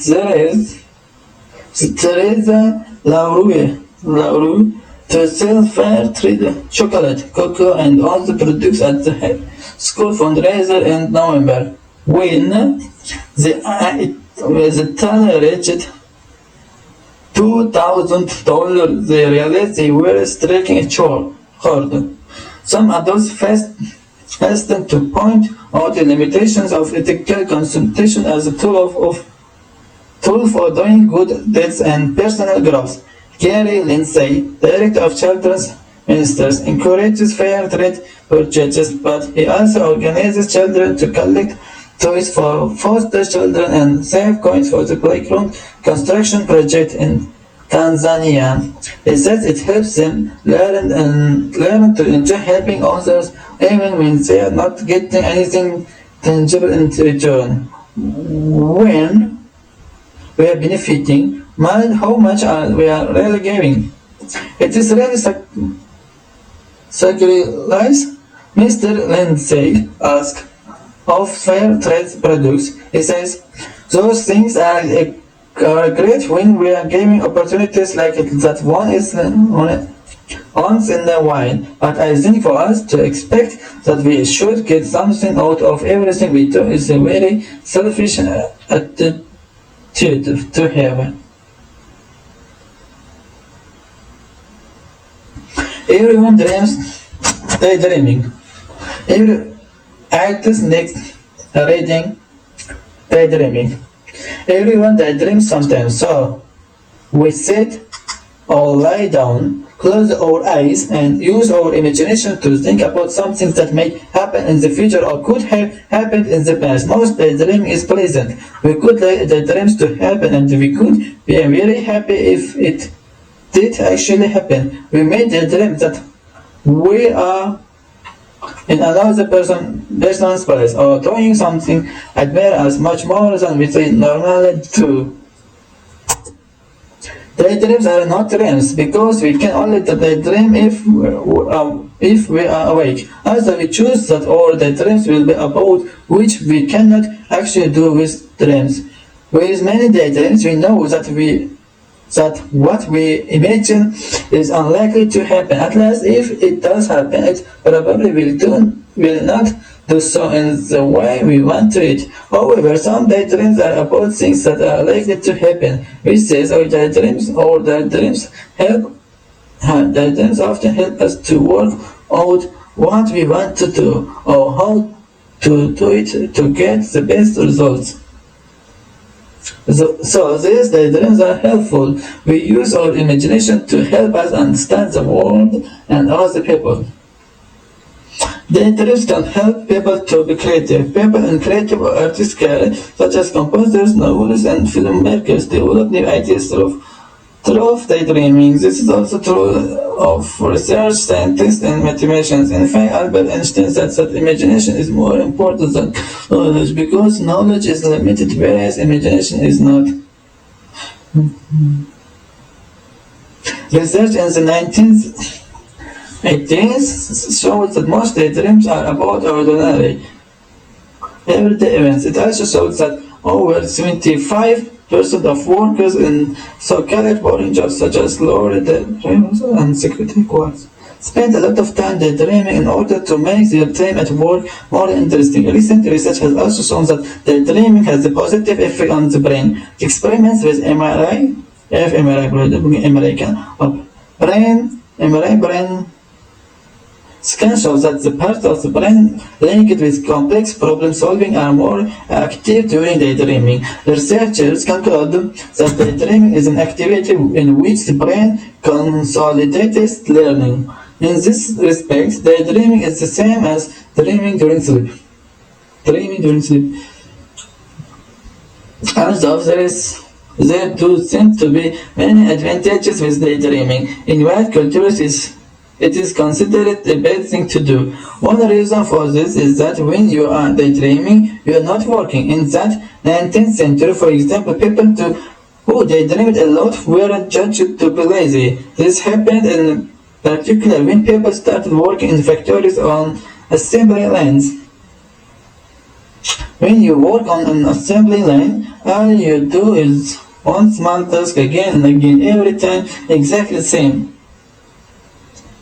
It is rather repetitive and obviously you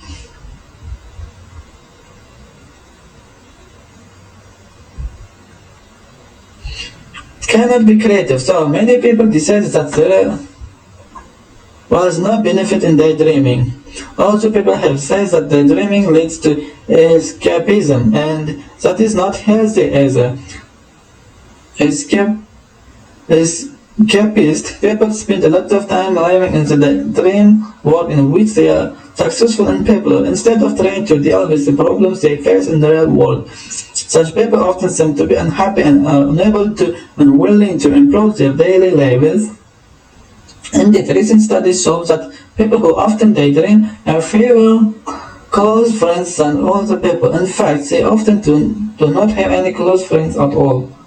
3 key sons and psychology. In their first years of studying mathematics at school, children all over the world usually have to learn the times table, also known as the multiplication table, which shows that you get when you multiply numbers together. Children have traditionally learned their times table by going from 1 times 1 is 1, all the way up to 12 times 12 is 144. B. Times tables have been around for a very long time now. The oldest known tables using base 10 numbers. The base that is known now used everywhere in the world, are written on bamboo strips dating from 305 BC, found in China. However, in many European cultures, the times table is named after the ancient Greek mathematician and philosopher Pythagoras, 57 and 14, 570 and 495 BC. And so it's called the table of Pythagoras in many languages, including French and Italian. See, in 1920s, in his book, The Philosophy of Arithmetic, the mathematician John Leslie recommended that young pupils memorize the times table up to 20 multiplication to 20, 25 multiplication to 25. Nowadays, however, educators generally believe it's important for children to memorize the table up to 9 multiplication 9, 10 multiplication 10, or 12 multiplication 12. D. The current aim in the UK is for school pupils to know all tables up to 12 multiplication tables by the age of 9. However, many people do not know them even as adults. Recently, some politicians have been asked arithmetical questions of this kind. For example, in 1998, the school's minister Stephen Blair was asked the answer to 7 multiplication 8. He got the answer wrong, saying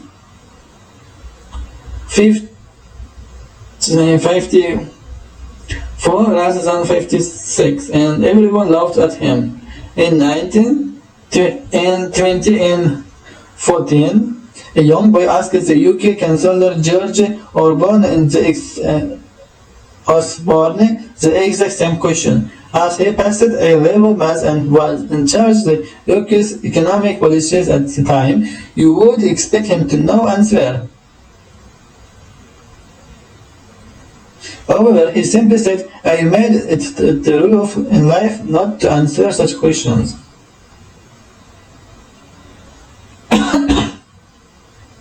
F. Why would a politician refuse to answer such a question? It is certainly true that some sums are much harder than others. Research has shown that learning and remembering sums involving 6, 7, 8, and 9 tends to be harder than remembering sums involving other numbers. And it is even harder when 6, 7, 8, and 9 are multiplied by each other. Studies often find that the hardest sum is 6 multiplication 8 with 7 multiplication 8, not far behind. However, in top, 7 multiplication is a relatively difficult sum. It's unlikely that George Osborne did not know the answer. So there must be some other reason why he refused to answer the question. J. The answer is that Osborne was being put on the spot and he didn't like it. It is well known that when there is a lot of pressure to do something right, people often have difficulty doing something that they normally find easy. When you put someone on the spot and ask such a question, it causes stress. The person's heart beats fast and their adrenaline levels go up. As a result, people will often make mistakes that they would not normally make. This is called choking. Choking often happens in sports, such as when a footballer takes a critical penalty. In the same way, the boy's question put Osborne under great pressure. In the same way, the boy's question put Osborne under great pressure. He knew it would be a disaster for him if he got an got the answer to such a simple question, Ron inferred that he might choke, and that's why he refused to answer the question.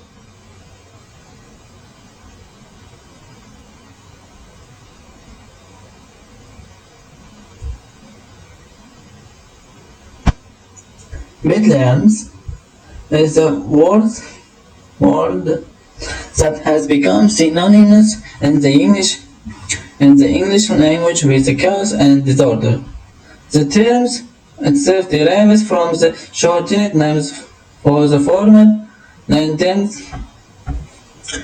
16th century London institution for mentally ill, known as St. Mary of Bethlehem. This institution was so notorious that its name was to become a byword for mayhem. Patient treatment amounted to little more than legitimate abuse. Inmates were beaten and forced to live in unsanitary conditions, whilst others were placed on display to curious public, as the said show. There is little indication to suggest that other institutions founded at around the same in other European countries were much better. Even up until the mid-17th century, institutions for the mentally ill were regarded as being more places of isolation and punishment than healing and solace. In popular literature of the Victorian era that reflected true life events, individuals were frequently sent to the madhouse as a legal means of permanently disposing an unwanted hair or spouse. Later in the mid-20th century, institutions for the mentally ill regularly carried out invasive brain surgery known as lobotomy on violent patients without their consent. The aim was to calm the patient, but ended up producing a patient that was little more than a zombie. Such a produce is well documented to this devastating effect in the film One Flew Over the Cuckoo's Nest. Little wonder then that the appalling catalogue of treatment of the mentally ill led to the call for change from social activities and psychologists alike. In Promise began to send an institution from the mid-50s onward, along with the introduction of care in the community for less severely ill patients. Community care was seen as a more humane and purposeful approach of dealing with the mentally ill, whereas institutional patients lived out the extent and confinement forced to obey institutional regulations. Patients in the community were free to live a relatively independent life. The patient was never left further to their own devices, as the variety of severity could theoretically be assessed by the individual.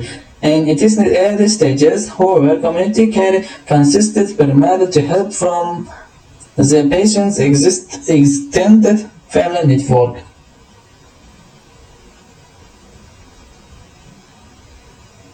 In more recent years, such care has extended to the provision of specialist community mental health teams, SMHTs, in the UK. Such teams cover a wide range of services from rehabilitation to home treatment and assessment. In addition, psychiatric nurses are on hand to administer prescription medication and give injections. The patient is therefore provided with the necessary help that they need to survive in the everyday world whilst maintaining a degree of autonomy. Often, though many policy is put into practice, it is failing to become apparent. This is true for the policy of care in the community. Whilst backup services may exist, an individual may not call upon them when needed due to reluctance or inability to assess their own condition. As a result, such an individual may be alone during a critical phase of their illness, which could lead them to self-harm or even become a threat to other members of their community. While this may be an extreme case scenario, there is also an issue of social alienation that needs to be considered. Integration into this community may not be sufficient to allow the individual to find work, leading to poverty and isolation. Social exclusion could then cause a relapse as the individual is left to battle mental health problems alone. The solution, therefore, is to ensure that the patient is always in touch with professional helpers and not left alone to fend for themselves. It should always be remembered that whilst you can take a patient out of the institution, you can't take the institution out of the patient. When questioned about care in the community, there tends to be division of opinions amongst members of the public and within the mental health care profession itself. Dr. Mayala, practicing clinical psychologist, is inclined to believe that whilst certain patients may benefit from care in the community, this scheme isn't for everyone. The suffering moderate cases of mental illness stand to gain more from care in the community than those with more pronounced mental illness. I don't think it's a one-size-fits-all policy, but I also think that there is a far better infrastructure or helpers and social workers in place now than previously, and the scheme stands a greater chance of success than in the past. Anita Brown, mother of three, takes a different view. As a mother, I am very protective toward my children. As a result, I would not put my support behind any scheme that I felt might put my children in danger. I guess there must be assessment methods in place to ensure that dangerous individuals are not let loose amongst the public, but I am not for it all. I like to feel secure where I live, but more to the point that my children are not under any threat. Bob Richard, a former mental health nurse, takes a more positive view on community care projects. Having worked in the field myself, I said how a patient can benefit from living an independent life away from an institution. Obviously, only individuals on their way to recovery would be suitable for consideration as participants in such a scheme. If you think about it, is it really fair to condemn an individual to a lifetime in an institution when they could be living a fairly fulfilled and independent life outside the institution?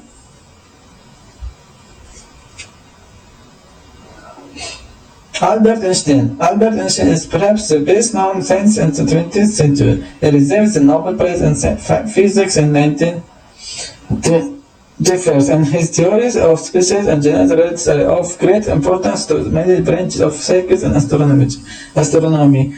He is well known for his theories about light, matter, gravity, space, and time. His most famous idea is that energy and mass are different forms of the same thing. Einstein was born in Wittenberg, Germany on 40th March 1879. His family was Jewish, but he had not been very religious in his youth, although he became very interested in Judaism in later life. It is well documented that Einstein did not begin speaking until after the age of 3. In fact, he found speaking so difficult that his family were worried that he would never start to speak. When Einstein was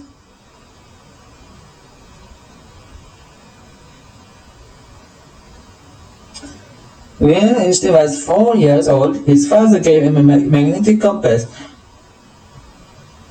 It was this compass that inspired him to explore the world of science. He wanted to understand why the needle always pointed north, which way he turned the compass. It looked as if the needle was moving itself, but the needle was inside a closed case, and now all the force, such as the wind, could have been moving it. And this is how Einstein became interested in studying science and mathematics. In fact, he was so clever that at the age of 12, he taught himself Euclidean geometry. At 15, he went to school in Munich, which he found very boring. He finished secondary school in Aarau, Switzerland, and entered the Swiss Federal Institute of Technology in Zurich, from which he graduated in 1900.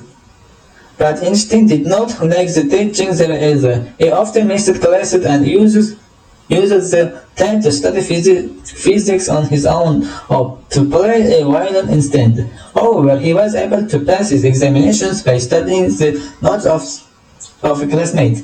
His teachers did not have a good opinion of him and refused to recommend him for a university position. So he got a job in the patent office in Switzerland. While he was working there, he wrote the papers that first made him famous as a great scientist.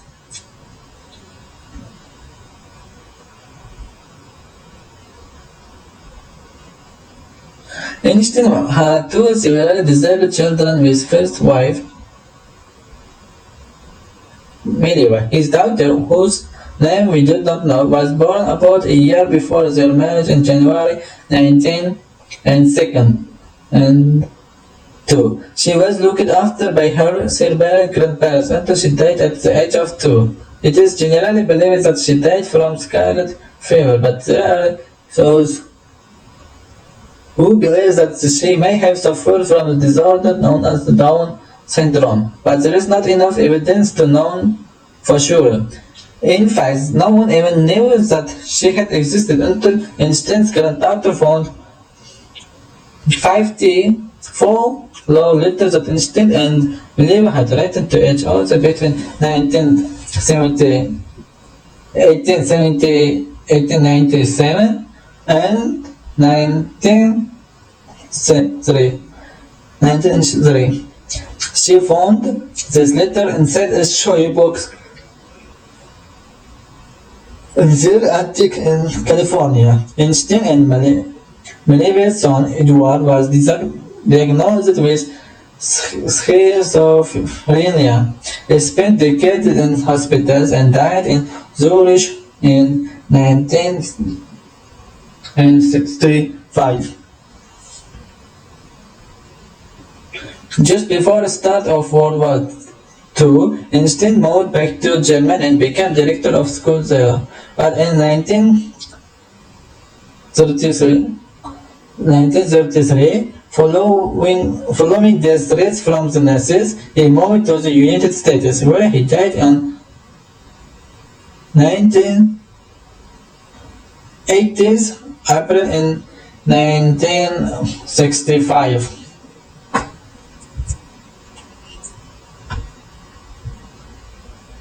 Drinking filtered water.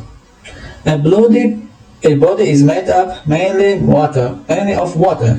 This means that the quality of water that we drink every day has an important effect on our health. Filtered water is healthier than tap water and some bottled water. This is because it's free of contaminants, that is, of substances that make it dirty or harmful. Substances that sit on the bottom of glass of tap water and microorganisms that carry diseases known as bacteria or germs are examples of contaminants. Filtered water is also free of poisonous metals and chemicals that are common in tap water and even in some bottled water brands. The authorities know that normal tap water is full of contaminants, and they use chemicals such as chlorine and bromine in order to disinfect. But such chemicals are hardly safe, and their use in water is associated with many different conditions, and they are particularly dangerous for children and pregnant women. For example, consuming bromine for a long time may result in low blood pressure, which may then bring about poisoning of the brain, heart, kidneys, and liver. Filtered water is typical of such water disinfectant chemicals. Yes, filtered water is also free of metals such as mercury and lead.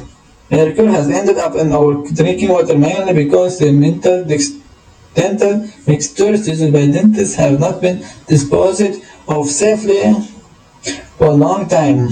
Scientists believe there is a connection between mercury and water and many allergies and cancers as well as disorders such as ADD, OCD, autism, and depression.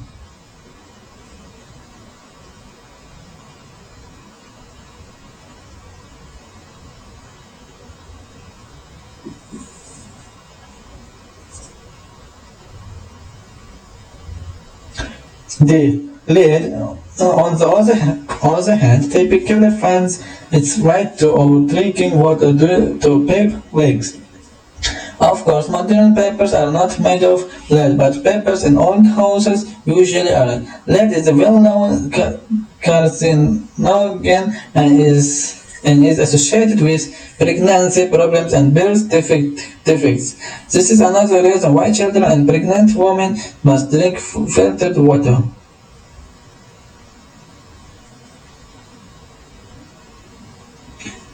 The benefit of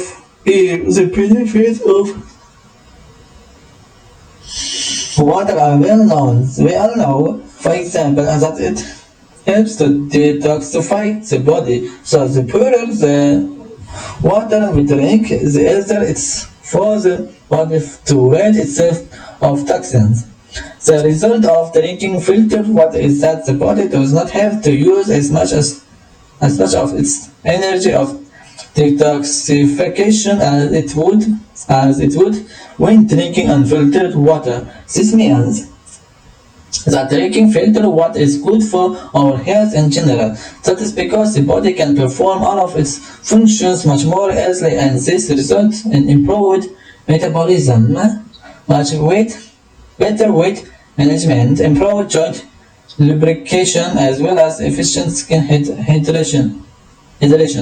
If there are many different ways to filter water, and each type of filter targets different contaminants. For example, activated carbon water filters are very good at taking chlorine out, although water filters out of the hand are particularly effective at removing germs. For this reason, it's very important to know exactly what's in the water and that we drink, so that we can decide what type of water filter to use. A Consumer Confidence Report (SSR) should be useful for this purpose. This is the certificate that is used by public water suppliers every year, listing the contaminants present in the water. If you know what these contaminants are, then it's easier to decide which type of water filters to get. Speech IELTS reading. Speech, fluency, and popular failures. A speech fluency is any of various breaks, irregularity or sound-filled pauses that we make when we are speaking, which are commonly known as failures.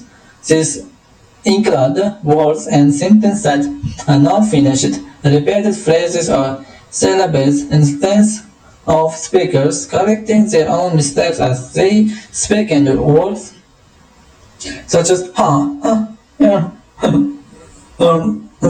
yeah, like, and well.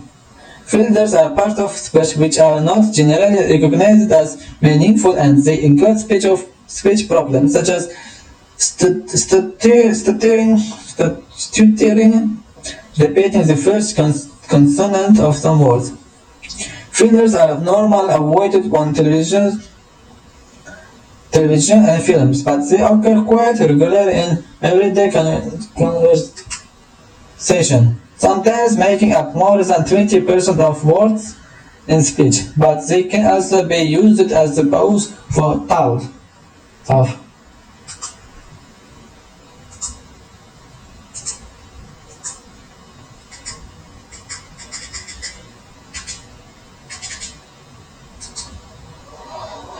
Research in linguistics has shown that fillers change across cultures and that even the different English-speaking nations use different fillers.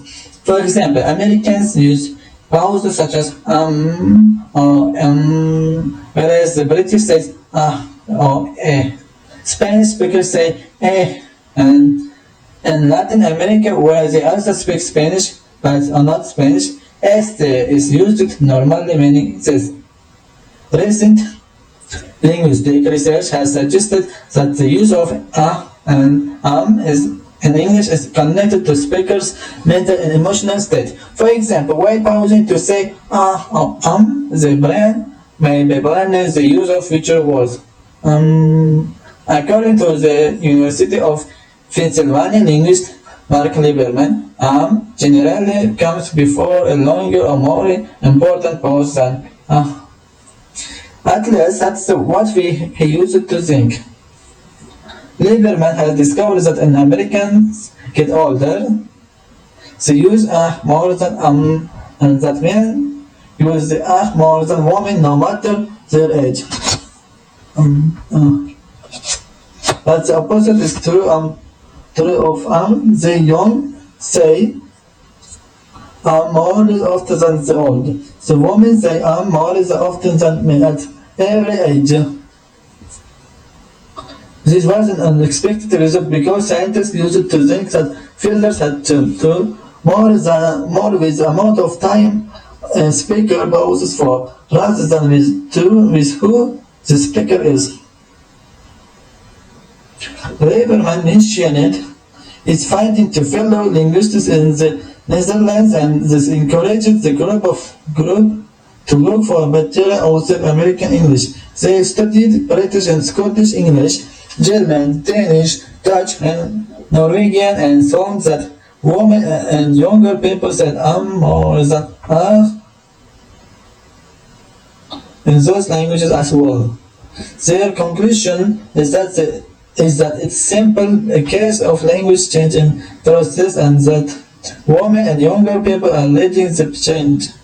And there is nothing strange about the women and young people normal at the typical pioneers of most language change. What is strange, however, is that is replacing across at least 2 continents and the 5 Germanic languages. Now this really is a mystery. The University of Edinburgh social linguist Joseph Frichwald may have an answer. In his view, and are pretty much equivalent. In fact, that young people and women prefer it is not significant, and this often happens in language when there is 2 options. People start using one more often until this also is no longer an option. It is just one of those things. As to how such a trend might have gone from one language to another, there is a simple explanation. According to First World, English is probably influencing the other languages. We all know that in many countries, languages are constantly borrowing words and expressions of English into their own languages, so why not borrow fillers too? Of course, we don't know for a fact whether that's actually what's happening with but it's like a likely story.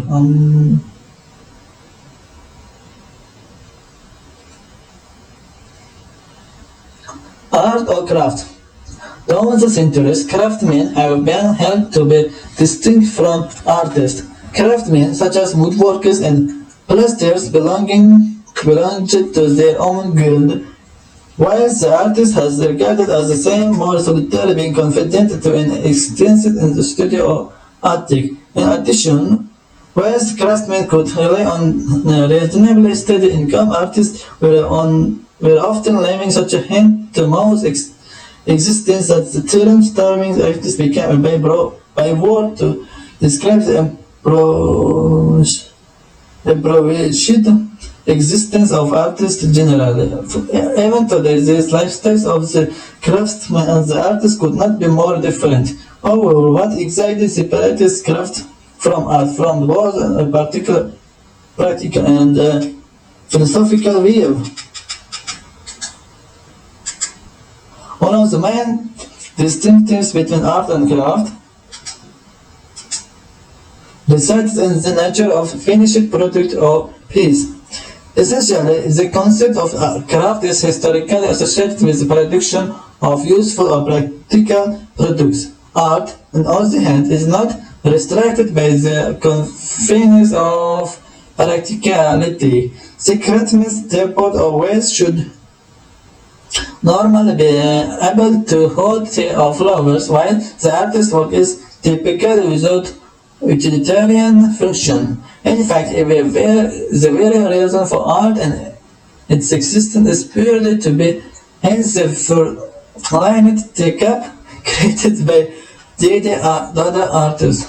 Dada artist.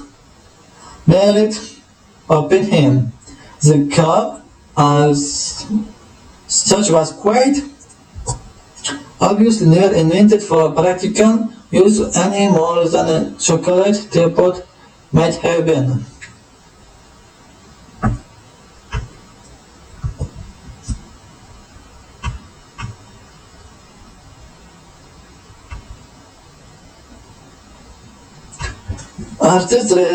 Artists and craftsmanship is therefore merely a byproduct, since they primarily focus on what something does, not what is it.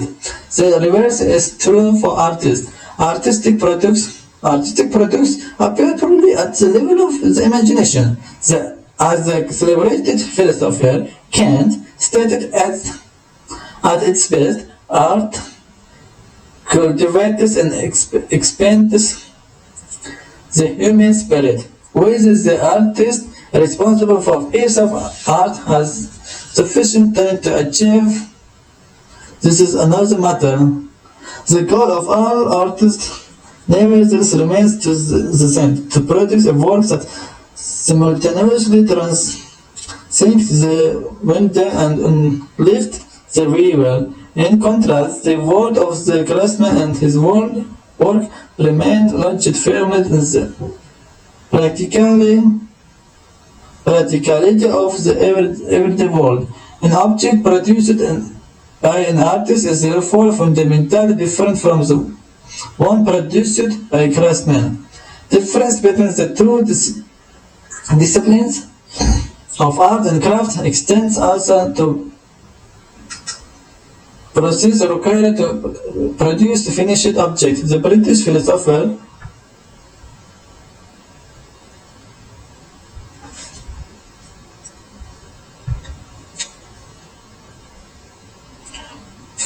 L.J. Collingwood, who set up a list of criteria that distinguish art from craft, focused on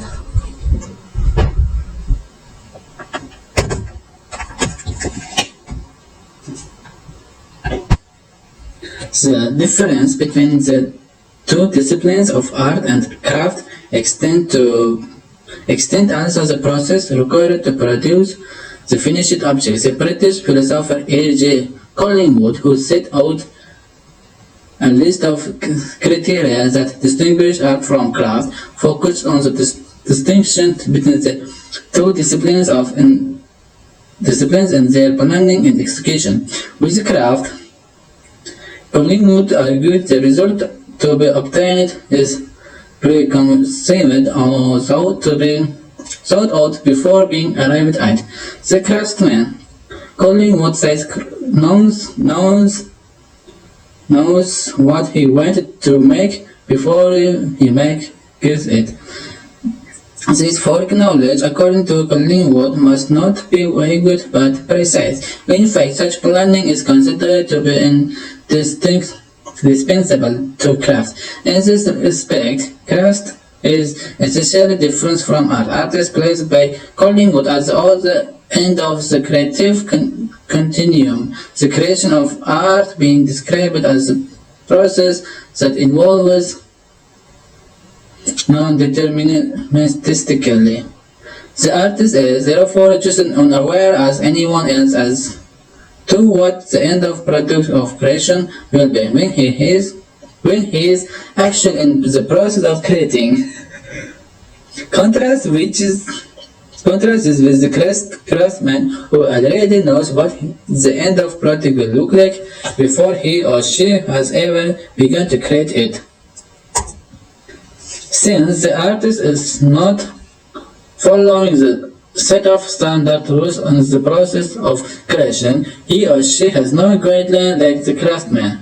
Whilst the table or chair created by the craftsman, for example, has to conform to certain expectations in appearances and design. No such limitations are imposed on the artist.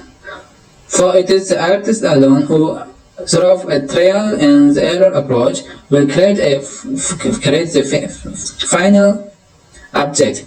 The object merely evolves over time, whereas the craftsman can fairly accurately predict when a product will be finished, taking technical procedures into account. The artist can do no such things. The artist is at the mercy of inspiration alone, and quite apart from not being able to have a project that finishing that may never be able to guarantee that the object will be finished at all. Unfinished symphonies by great composers and works of literature never completed by their authors testify to this. Having no definite end goal in mind, the emphasis on the finished product that is true of craftsmanship is placed instead on the act of creation itself by the artist. The creation of the work of art is an exploration and struggle in the path of discovery. For the artist, it could be said that the artist is producing as much for him as for those who will view the finished product. This act of creation is very distinct from the production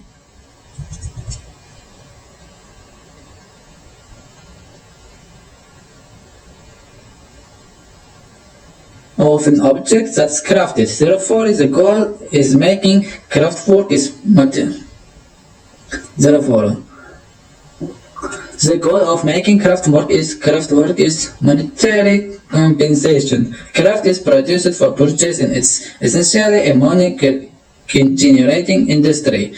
Any craftsman who followed the artistic approach to creation would soon be out of the job.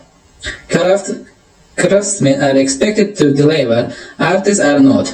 This is probably the most fundamental difference that separates the craftsman from the artist. Salvador Dali. IELTS reading next passage. Salvador Dali.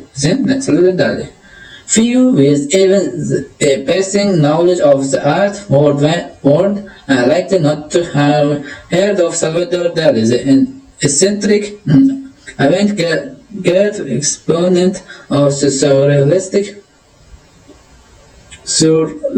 movement. Love him or lose him, Dali's work was achieved enduring worldwide fame as his name and work has become virtually synonymous of surrealism itself. The artist's melting clock image is surely one of the most iconic paintings of the art world, while Dalí's antics have become the stuff of anecdotes. Born into the middle-class family in the Catalonian town of Figueres in northeastern Spain, Dalí or Salvador Felipe Jacinto Dalí dominate.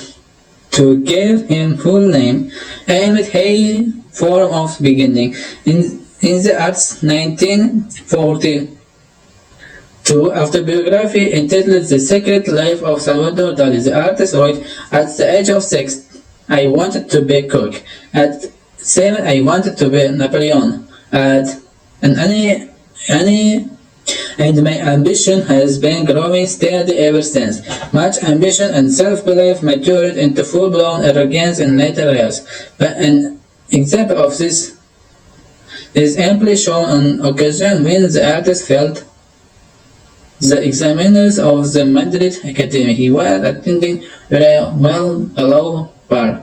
To a degree, his undeniably impressive and precocious talent executed his conceit. He was only 14 when his first work were exhibited as part of his show in Figueres. Then 3 years later, he was admitted to the Royal Academy of Fine Arts of San Fernando in Madrid.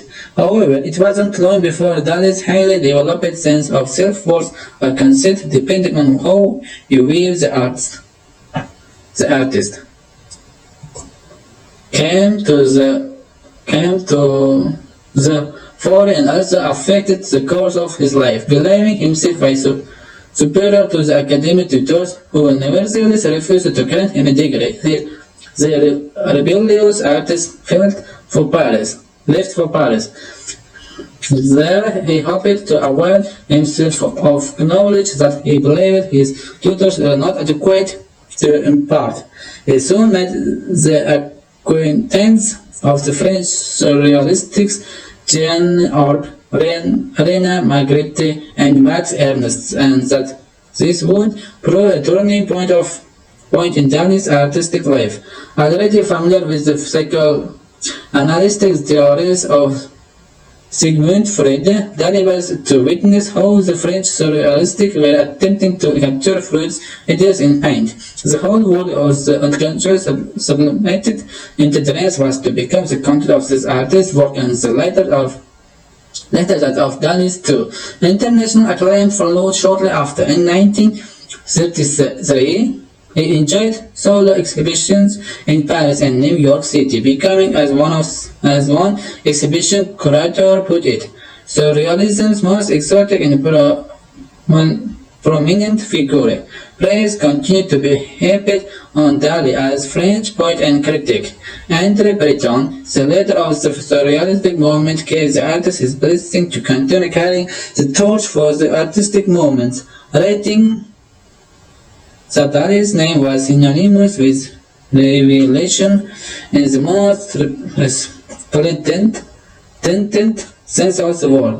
Dalí's surroundings paintings were packed with Freudian imagery, staircases, caves, dripping candles, in addition to a whole host of personally relevant symbolism such as grasshoppers and ants that captured his phobias on canvas. Despite Dalí's overt adulation for Freud, a meeting with the Grandmaster of Psychoanalysis proved somewhat unfortunate. On the occasion that Dalí met Freud, he proceeded to sketch the latter in earnest. However, something about Dalí's fervent attitude must have alarmed the psychoanalyst, as he said to him, whispered to others in the room. The boy looks like a fanatic. Sometimes Dalí came across as not only mad, but also unintelligible,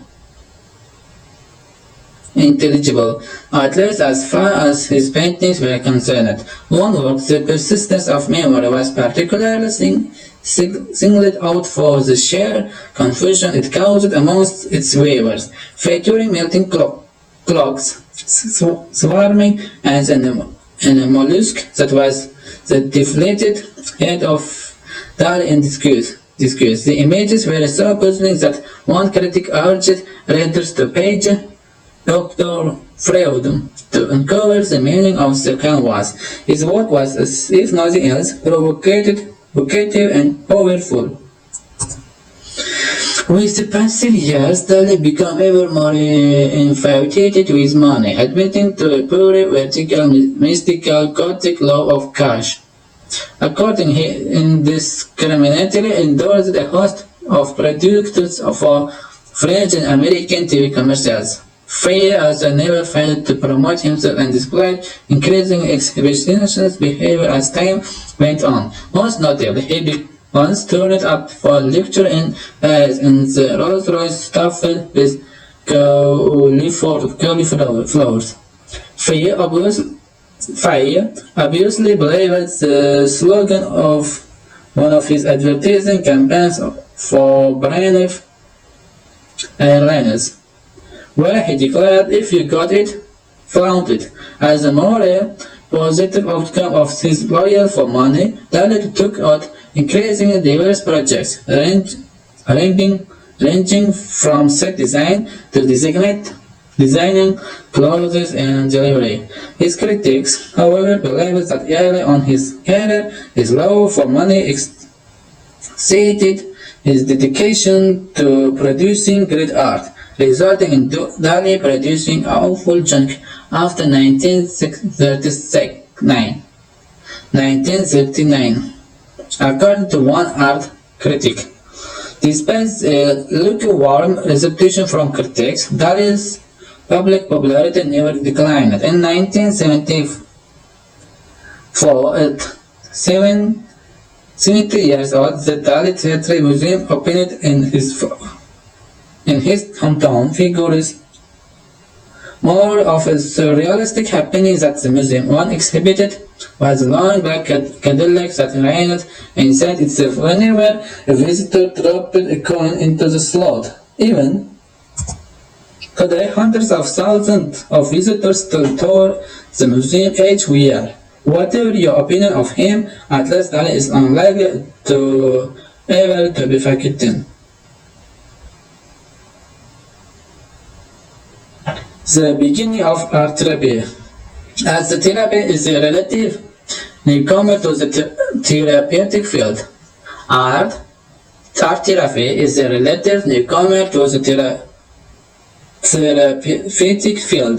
Art therapy as a profession began in the mid-20th century, arising independently in English-speaking and European countries. Many of the early practitioners of art therapy acknowledged the influence of the variety of disciplines on their practices, ranging from psychoanalysis to aesthetics and early childhood education. However, the roots of art as therapy go back as far as the late 18th century, when arts were used in the moral treatment of psychiatric patients.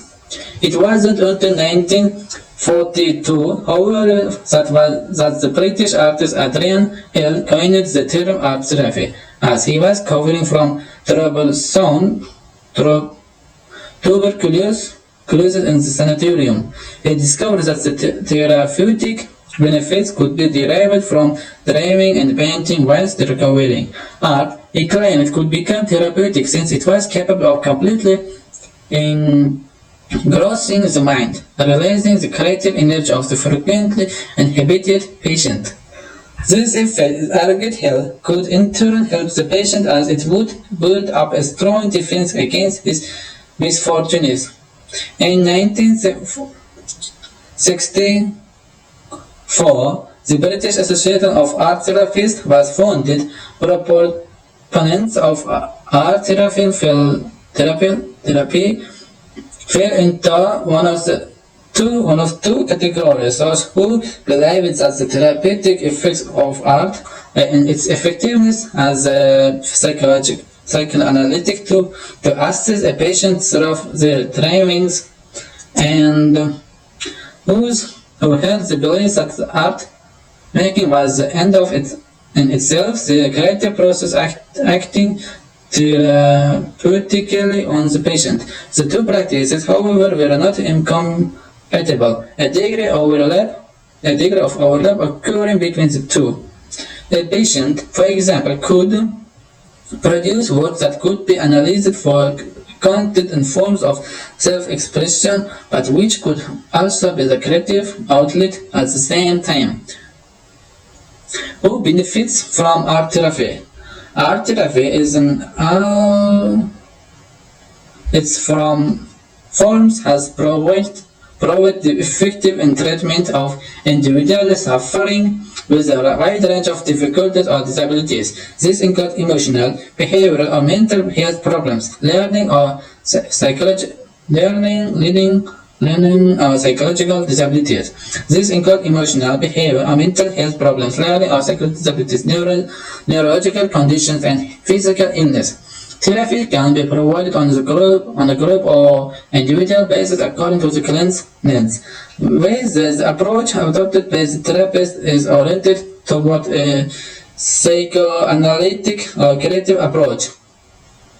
The effect of therapy is multifold. Partaking in art therapy can raise a patient's self-awareness and enable them to deal with stress and traumatic experience. In addition, art therapy sessions can enhance a patient's cognitive abilities and help the patient enjoy the life-affirming pleasures of making art. What an art therapy session involves? Typically, an art therapy session is fundamentally different from an art class in that the individual is encouraged to focus more on their internal feelings and to express them rather than portray external objects. Also, some traditional art classes may ask participants to draw from their imagination. In art therapy, the patient's inner world of images, feelings, thoughts, and ideas are always of primary importance to the experience. Any type of visual art and medium can be employed in the therapeutic process, including painting, drawing, sculpture, photography, and digital art. Art therapy sessions are usually held by skilled and qualified professionals. The preference primarily of the therapist is to be in the attendance, guiding and encouraging artistic expressions in the patient. In accordance with the original meaning of the word for therapy, derived from the Greek word therapia, meaning being attentive to. The regulation of art therapy. Requirements for those wishing to become an art therapist vary from country to country. In the USA, where entry to profession is highly regulated, a master's degree in art therapy is essential. In addition, those applying for such a post must have taken courses in a variety of studio art disciplines in order to demonstrate artistic proficiency. In completion of the master's degree, candidates also have to complete a minimum of 1,000 hours of direct client contact post-graduation that is approved by the American Art Therapy Association, AATR. However, whilst entire to the profession is strictly regulated in the USA, the same does not hold true for other countries. The problem is that art therapy is still considered a developing field. As such, until it becomes thoroughly established as a therapy, its practice and application will remain unregulated in many countries for some time yet. IELTS next reading. Reason: the solution or the problem. In the Netherlands and parts of the USA, such as Johnson County, a move toward rehabilitation of offenders and decreasing crime as a reduction in incarceration rates.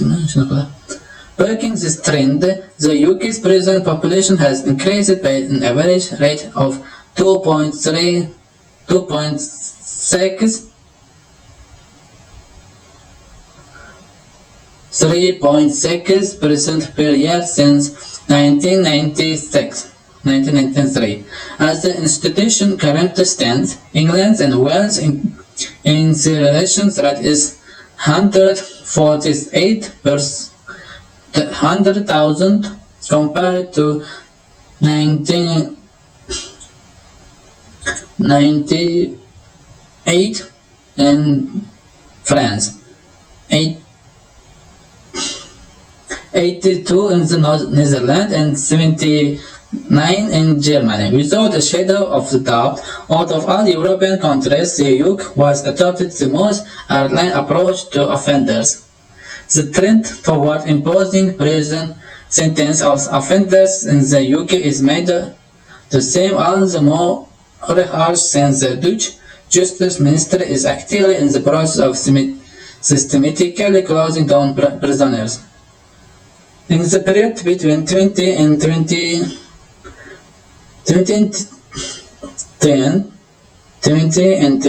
and 28 prisons were closed in total. If anything, the Dutch reform of the prison system has been accelerating at a phenomenal pace, with 10 of the prisons being shut down in 2014 alone. As would be expected, closures of prisons in the Netherlands have led to a drop in the number of incarcerated offenders. This is also largely due to the fact that those convicted are choosing electronic tagging instead of incarceration. I don't know what this word means, incarceration. However, there is more to this statistic that makes the eye. Defying our expectations of pro-incarceration lobbyists, crime rates in the Netherlands are also actually decreasing in the direct proportion to the closure of prisons. With such statistics laid bare for all to see, many are now beginning to question the validity of incarceration as the method of reforming offenders, as more to since the average prison place cost of the taxpayer to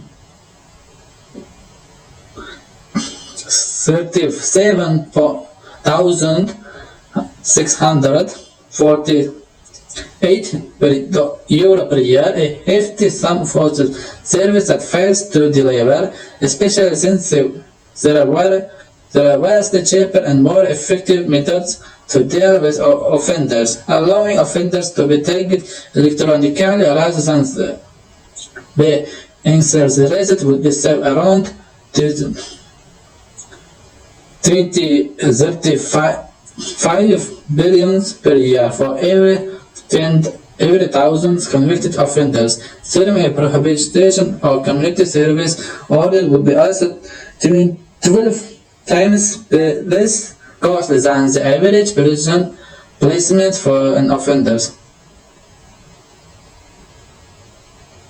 More telling, a decreased incidence of relapse into criminal behavior when offenders receive a community sentence rather than a custodial one has been revealed in re-offending statistics issued by the UK Ministry of Justice. There is definitely an argument that serving a prison term stands to create rather than elevate the problem of crime. As a conservative white paper concluded in 1999, we know that prison is an expensive way of making bad people worse. Interesting, the report also argues that the There should be a range of community-based sentences which would be cheaper and more effective alternatives to prison. Quite apart from the cost and relative ineffectiveness of incarceration is the short-sightedness of imposing a custodial sentence in the first place. A punitive system of incarceration presupposes that the person needs to be punished for bad behavior.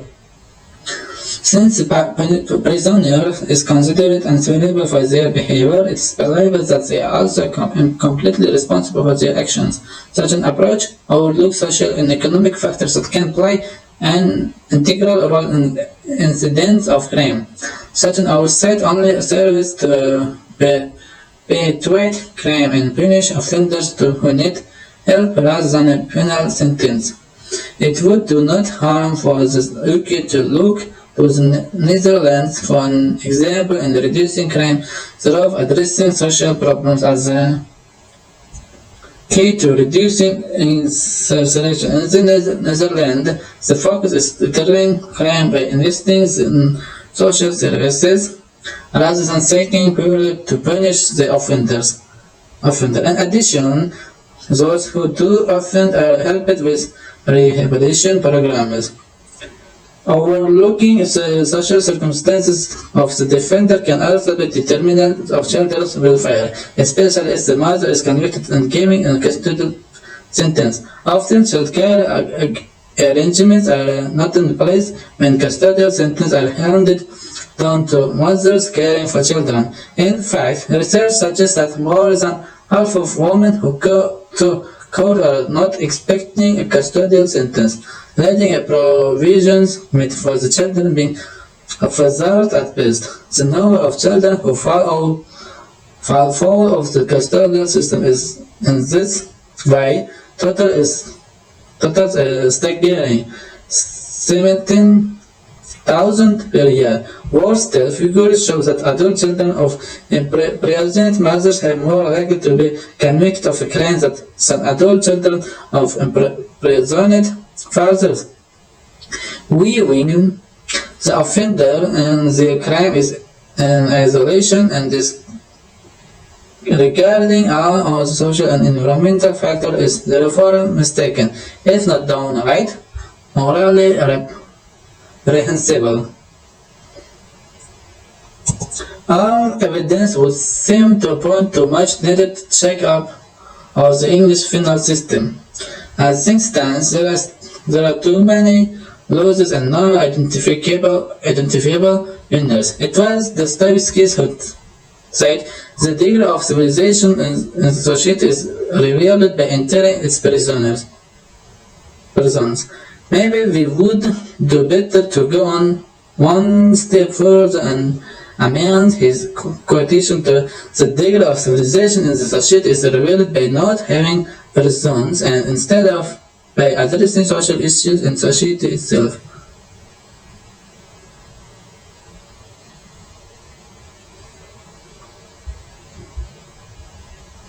Psychology and criminality. IELTS next reading. Psychology and criminality. Okay. Prior to the 19th century, criminality was considered more of a moral or philosophical issue. Only this, with the advent of Italian anthropologist Cesare Lombroso did the subject of criminality take a more scientific turn. With the publication of his theories of criminal behavior, Lombroso advanced the idea that criminal behavior was attributable to psychological disposition rather than to any existential reasons. In his atavistic form theory, published in 1876, Lombroso claimed that criminality was heritable. He proposed that the distinct biological cause of people were prone to criminality. Such people, he claimed, exhibited atavistic or primitive features and were throwbacks, bearing psychological resemblance to man's predecessors. The the Neanderthals. They characterized by the strong, well-defined jaw and heavy brow. They certainly had little to recommend them in the petty stakes. With such features, coupled with the tendency towards criminal behavior, Lombroso's activity steps was certainly not cut out for social success, just for measure. Lombroso also included all the distinguishing features to identify criminals, such as bloodshot eyes and curly hair for murderers and thick lips and protruding ears for sex offenders. It has to be wondered, given the unusual appearance with which they were credited, how such individuals would have got close enough to their victims to begin with, and more to the point, how any such criminals hoped to get away with their crime, seeing as they were so readily identifiable. In hindsight, Lombroso's hypothesis seems ludicrous and deeply flawed. One major failing to Lombroso's theory of an atavistic type is that no proper controls were used in studies designed to support his hypothesis. Individuals were confined to the criminal population, no comparison being made at the time with non-criminal control groups.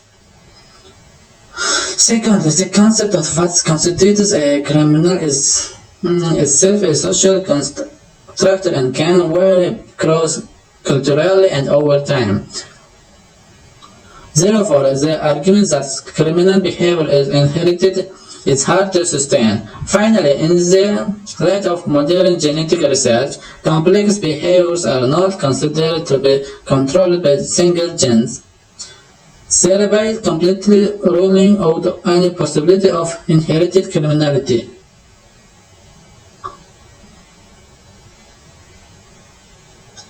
Surprisingly, given his strong convictions of the biological disposition towards criminality, Lombroso later modified his views to admit environmental influences in determining criminal behavior. Such views now form the basis of contemporary theories of criminality. In recognition of this fact, contemporary criminologists have bestowed on Lombroso the honorary title the father of criminology. Furthermore, despite scientific failings in his experimental approach, Lombroso is to be credited by shifting the study of criminal behavior from a moral basis to an inferential one, thereby placing the study of criminology on a more scientific footing. The arguments for the biological basis to criminality resurfaced, however, nearly a century later with Sheldon's theory of somatotypes. In 1949, Sheldon advanced the theory that individuals will fall within three broad physical types: the ectomorph, mesomorph, and endomorph. The ectomorph was essentially thin, the mesomorph muscular and athletic, while the endomorph type was said to be fat and rather lethargic. Each physical type, Sheldon claimed, was associated with a distinct personality and temperament.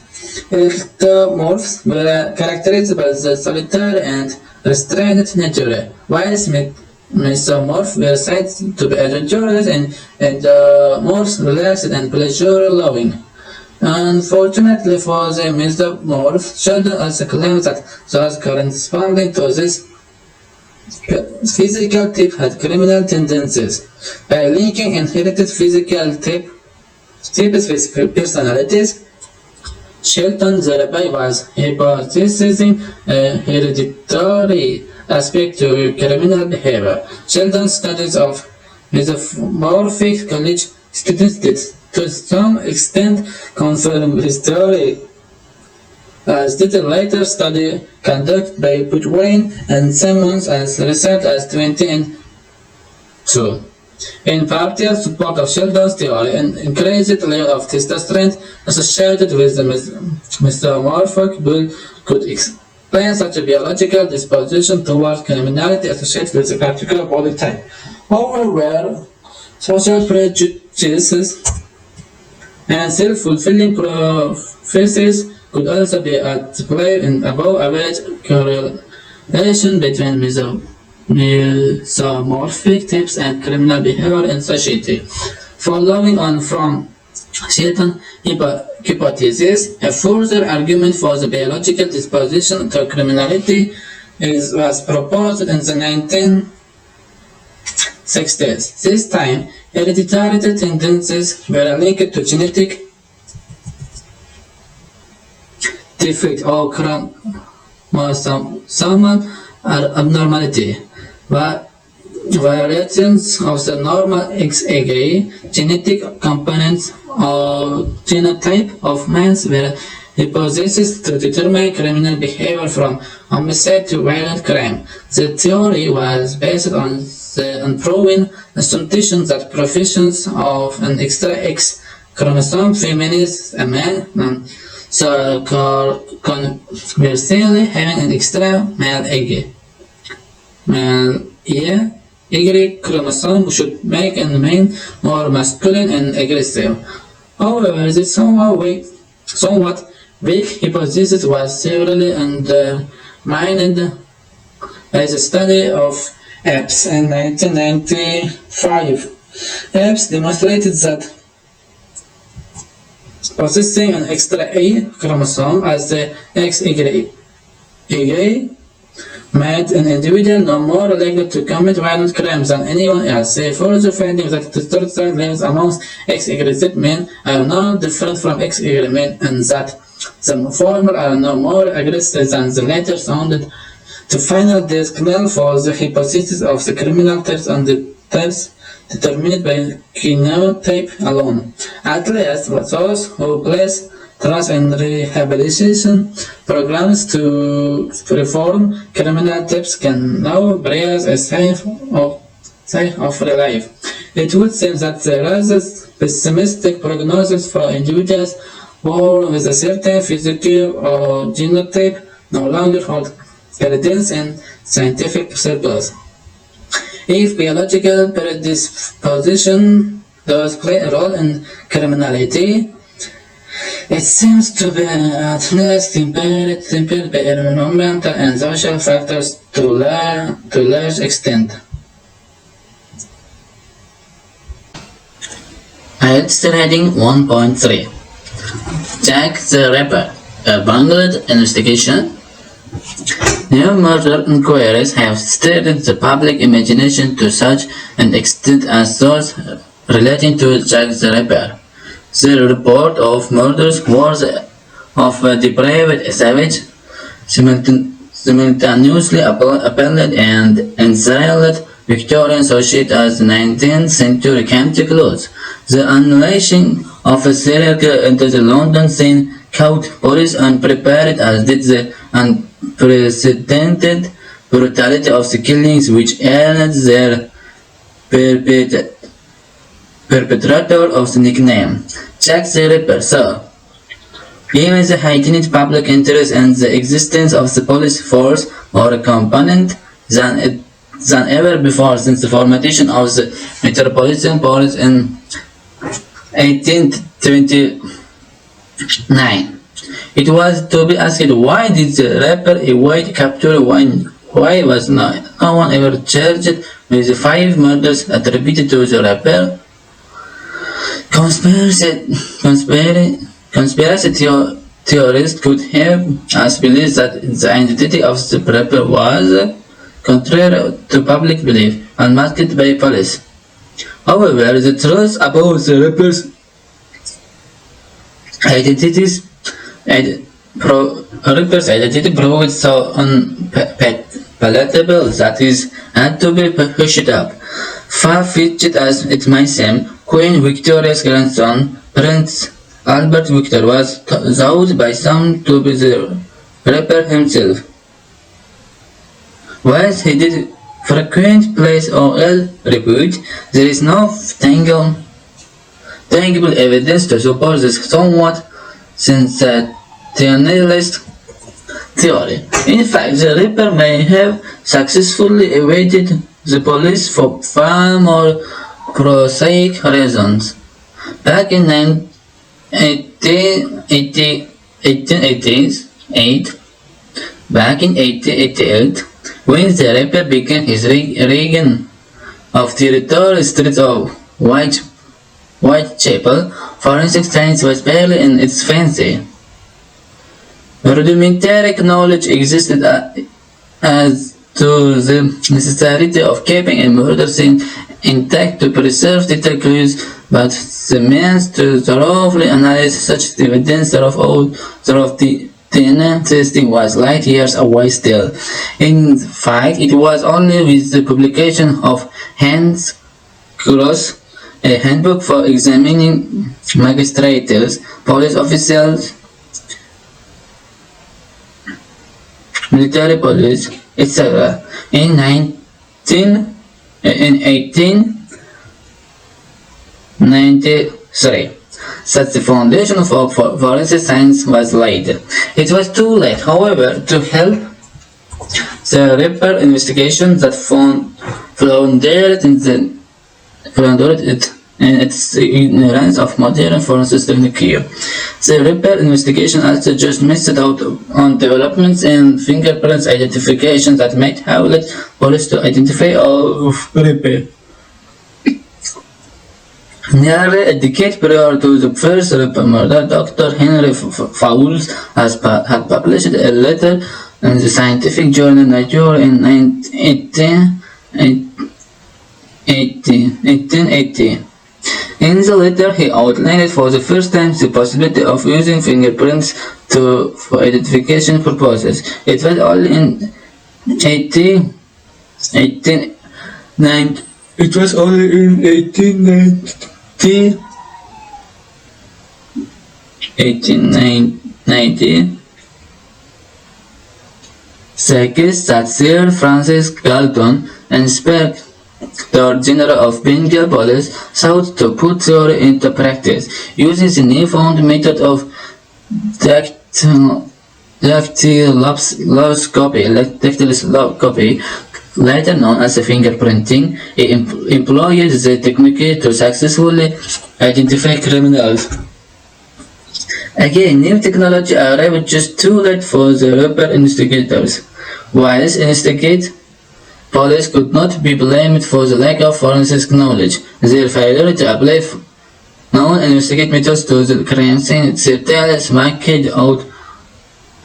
of incompetence. Photographing the crime scene was not exactly standard practice of the time, but it was a known procedure. Unfortunately, the officer leading the investigation at the time saw fit only photograph one of the surface victims, a certain Mark Kelly, at the crime scene.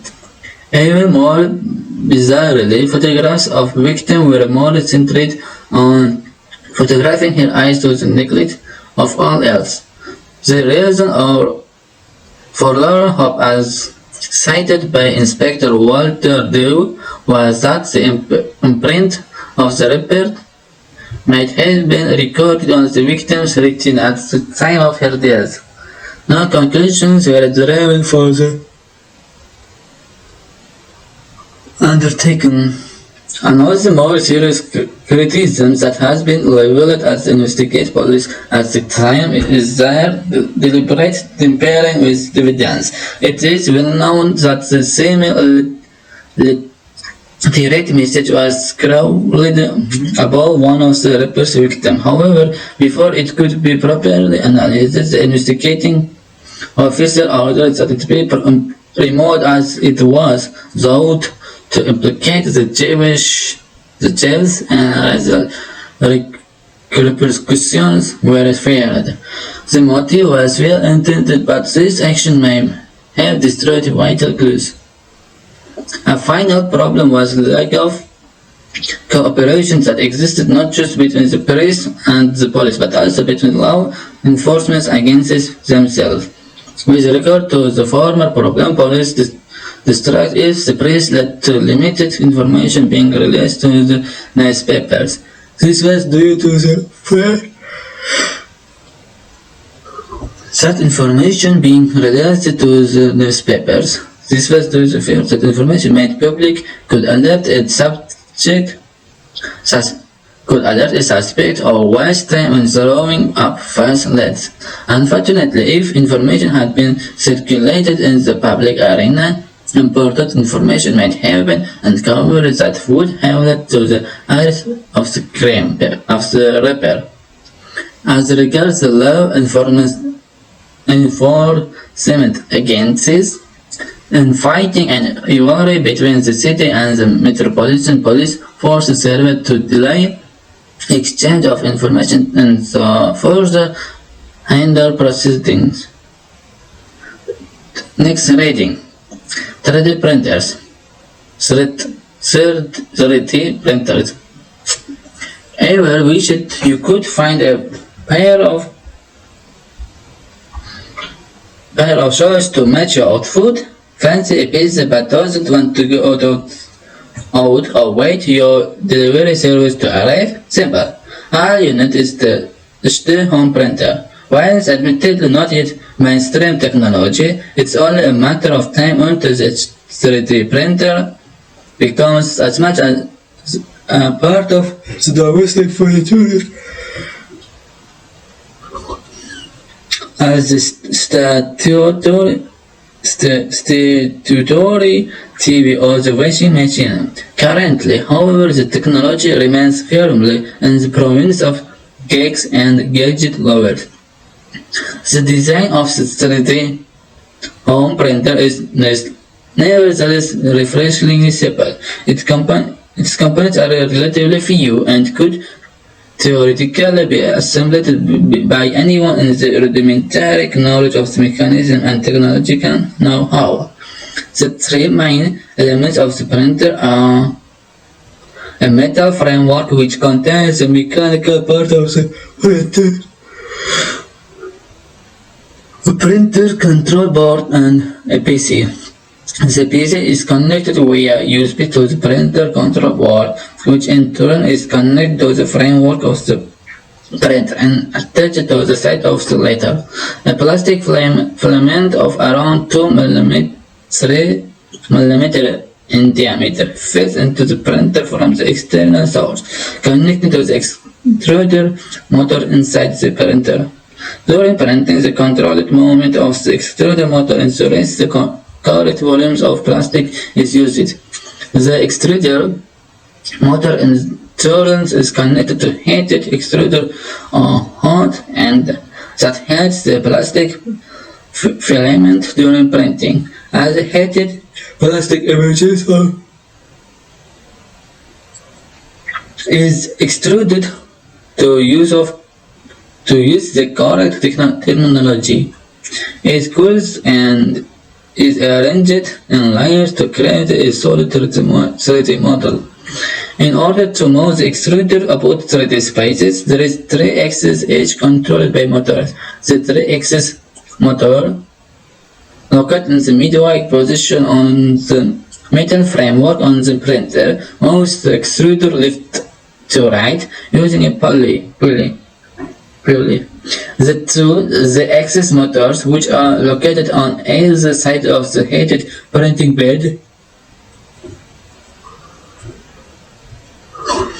move the entire X-axis up and down via 2 threaded rods. The heated bit of the printer, which lies directly underneath the hot end of the extruder, is moved back and forth beneath the extruder by the Y-axis motor located underneath the heated bed. The bed is heated to around 70 degrees Celsius to ensure the namely light plastic does not warp as it cools. Overall control of the printer is effected by a printer control board and the PC, which contains the programming of the model that is being printed. Once assembled, in theory it should be possible to print a 3D version of virtual anything. However, comparatively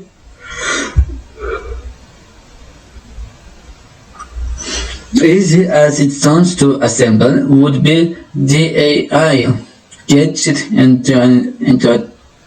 enthusiasts should be warned that the printer has major technology limitations. The finished product will always have bending and surface detail remaining as evidence of how the model was laid down. In addition, operators of the printer have to be extremely careful not to knock wheels while the machine is in the process of printing, since this will end up in model distortion. Extreme care also has to be taken in choice of plastic filament, which will ultimately create the structure of the model.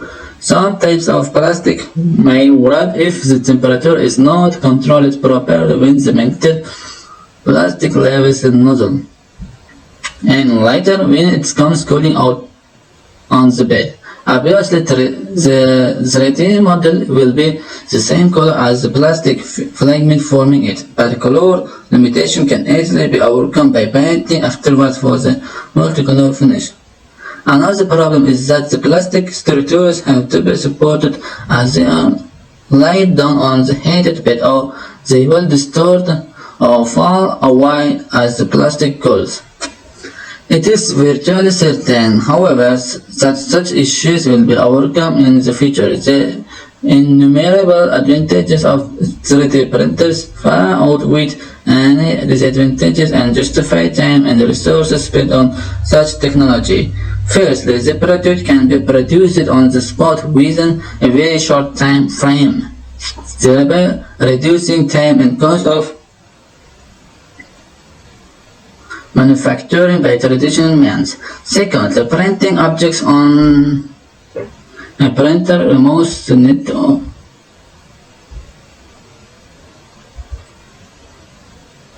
However, the printing objects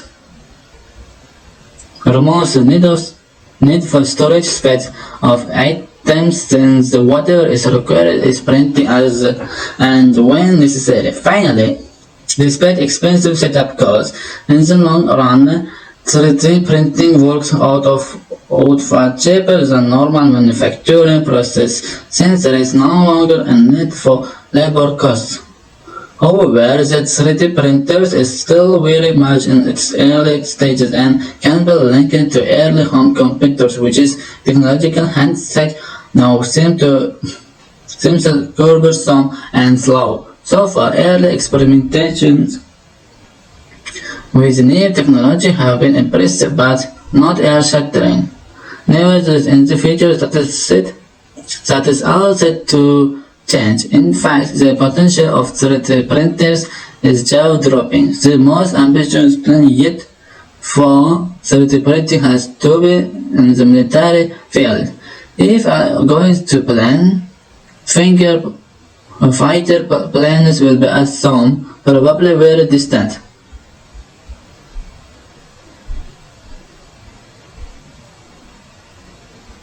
Point in the future carry printers on board that during the fight will be capable of printing out all the fighter planes or replenish the flying squad.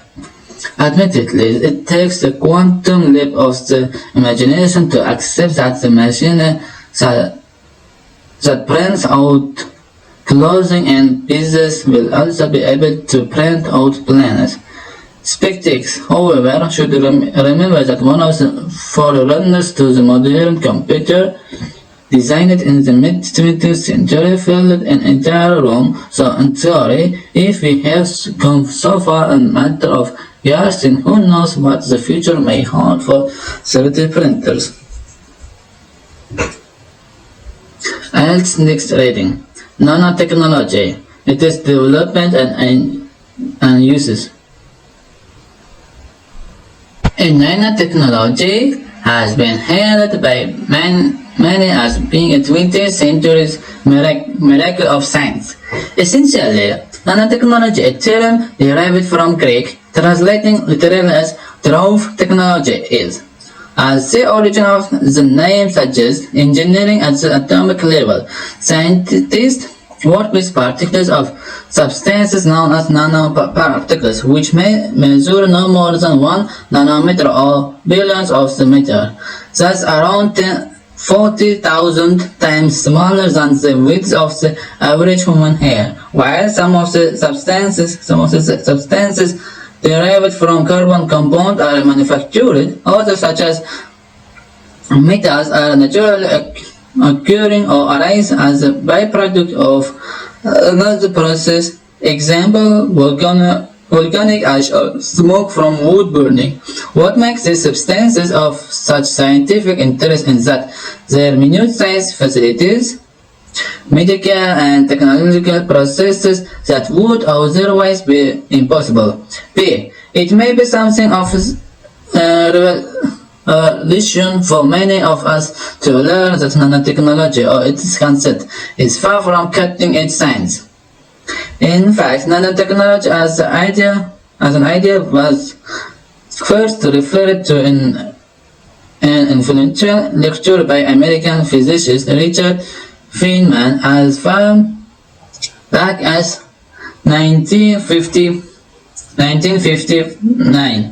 During the lecture entitled "There is Plenty of Room at the Bottom," Feynman outlined the basic concept of nanotechnology.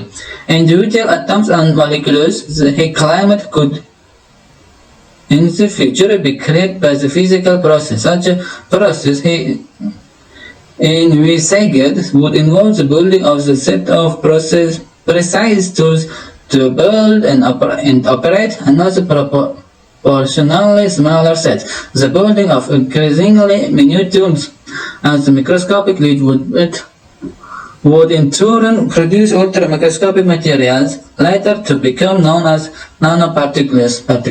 Yes. Strangely, what should have sparked the scientific revolution was then virtually forgotten about the next 15 years.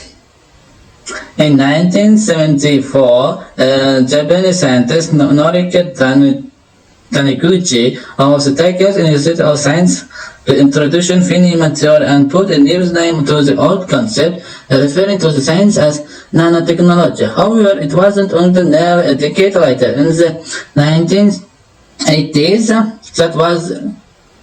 that the way was paved for nanotechnology to leave the realm of theoretical science and become reality. Two major scientific developments within a relatively short period were to enable a practical application of nanotechnology. The invention of scanning tunnel microscopes, STM, combined with the discovery of nano-sized particles termed fullerenes, were to prove a turning point in nanotechnology. The fullerenes are derived from carbon molecular and in common with other nanoparticles possess chemical and physical properties that are of huge scientific interest. The potential value of fullerenes for medical science was first raised in 2003 and 2005, when the scientific magazine Chemistry and Biology ran an article describing the use of fullerenes as light-activated antimicrobial agents. Since then, fullerenes have been used for several medical applications, ranging from X-ray imaging to treat cancer by targeting cancer cells. In addition, these nanoparticles have been used in manufacture of commercial products, from sunscreen to cosmetics and some of food products. Furthermore, nanoparticles of metals like gold and silver have been used in environmental cleanup of oil, solids, and other forms of pollution. The remarkable properties of nanoparticles are down to two main factors: their greater surface to weight ratio compared to larger particles, which promotes the attachment of substances to their surface, and their minute size, which allows them to penetrate cell membranes. These properties are of great benefit. For example, in medicine, as a drug to fight cancer or AIDS can be attached to nanoparticles to reach their target cell in human body. However, despite the amazing properties attributed to nanoparticles such as fullerenes, nanotechnology has yet to win wider universal acceptance in scientific circles. For the very properties that make nanoparticles so valuable to technology and medical science are also the ones that make them potentially so toxic. Such properties are potentially lethal if toxic substances attach themselves to the same nanoparticles by delivering fatal toxins off the cell membranes into the cells themselves. The toxic effect of these compounds is further increased since their size permits them to enter the bloodstream and hence the body's major organs. Furthermore, nanoparticles in themselves are essentially a foreign element being produced to the body. Unlike foreign elements such as bacteria, the body has no natural immune system to deal with these ultra-microscopic particles. Scientists have yet to convince the nanotechnology skeptics that the potential side effects of nanoparticles are more than compensated for by the advantages that they can offer. They can confer. It may be, however, that opposition to this technology is no more than a general distrust of scientific innovation. In fact, Urban Weising from the University of Tübingen has been quoted as saying, "Many of risks associated with nanotechnology have at least been encountered in parts of all the technologies as well." He also believes that regulations can be put in place to minimize such a risk. This is a view echoed by the Federal Environment Agency that proposes that such risks are vastly outweighed by the potential benefit of nanotechnology, in particular for the environment. IELTS next rating. Driverless cars. Driverless cars may be set to become reality, at least that is, if the executive behind the taxi app, Uber, are to be believed. Currently, Uber is taking its biggest steps yet toward a driver-free world, launching the Uber Advanced Technologies Center in Pittsburgh. The ultimate goal of this institution is to do research and development, primarily in the areas of mapping and vehicle safety and autonomy technology.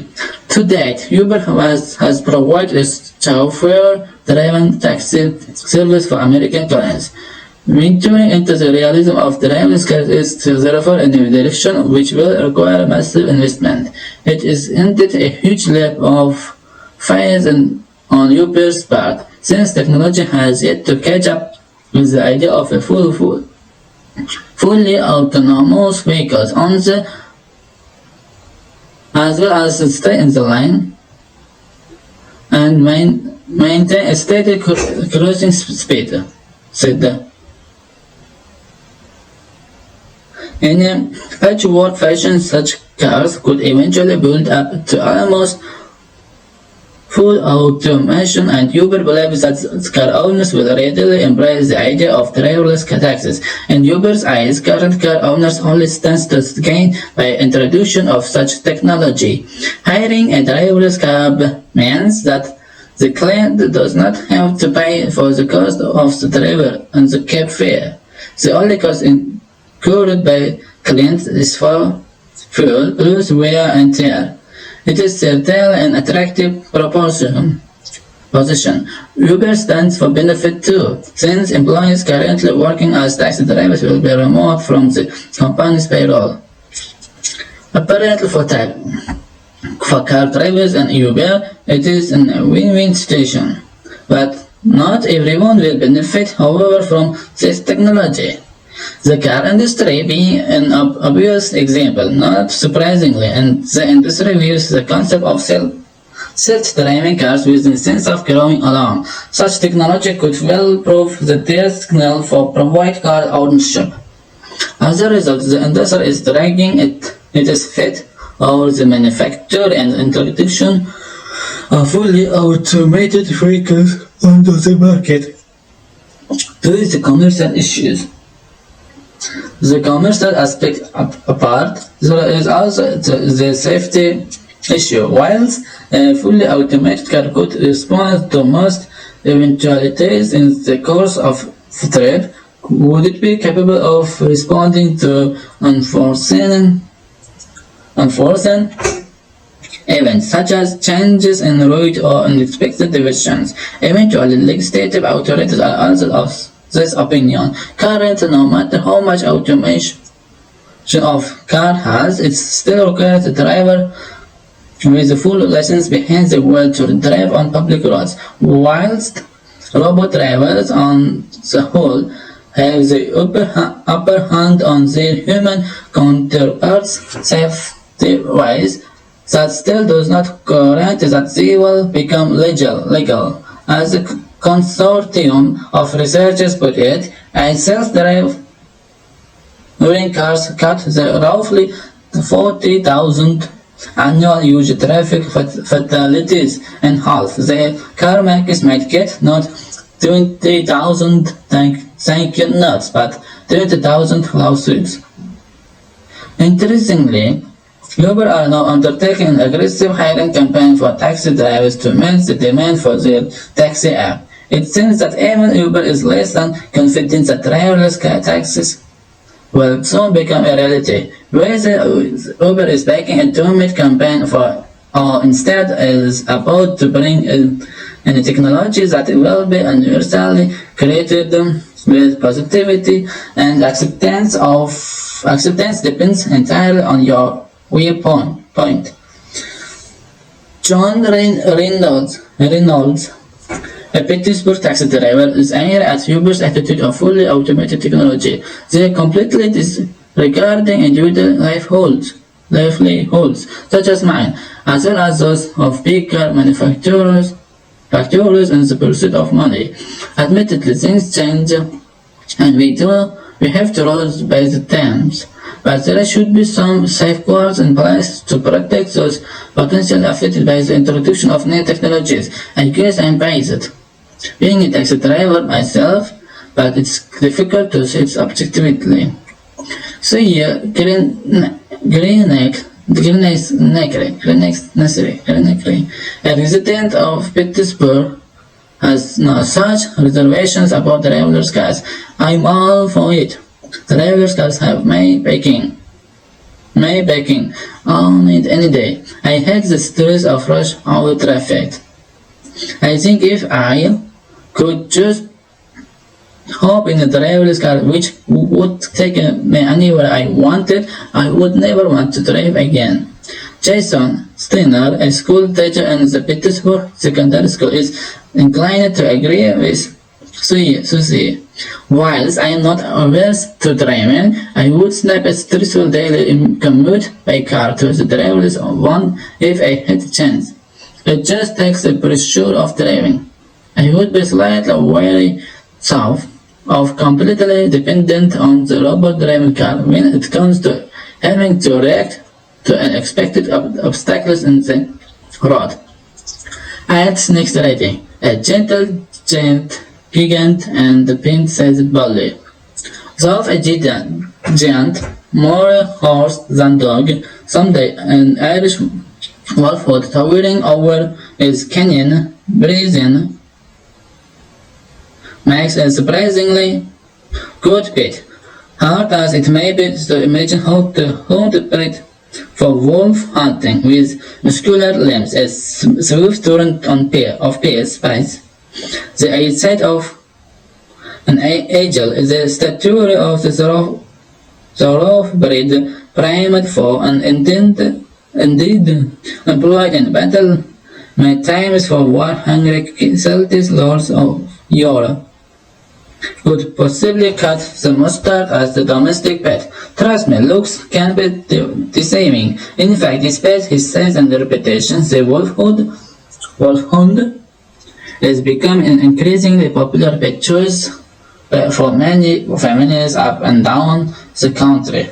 Why? Well, there is a number of very good reasons. First, the wolfhound is of above average intelligence and therefore responds very well to obedience training provided the training is done from an early age.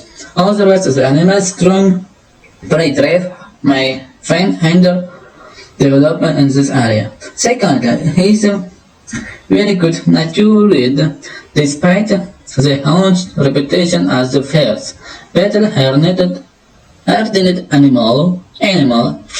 He is in fact very calm and even-tempered. Thirdly, the Irish wolfhound is a very social animal and does well with the young children. He views himself as a member of the family and so will be fairly protective of all his siblings and will not intentionally let any of them get in harm's way. Thus, his considerable frame and slight clumsiness can lead to collisions if the little members of the household don't watch where they are going. Thus, the Irish wolfhound makes an adequate guard dog. He is surprisingly perhaps not terribly strong in this department. The hound tends to be aloof with the strangers rather than aggressive towards them, and he may not, at least initially, bark at intruders. Therefore, scoring low in watchdog department as well by failing to sound to alarm or alert the other members of the household to danger and good time. If he is provoked, however, or if the member of his pack is threatened, his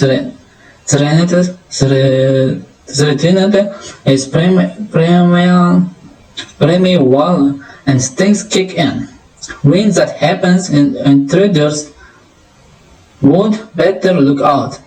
He is a very needy pet and a large enclosed backyard is the must-have for any prospective owner because love is easily house-trained. It is simply not fair to keep a dog of his size cooped up inside all day. His appetite is huge, and this is one of the practicalities to consider before buying a wolfhound. Can you afford him?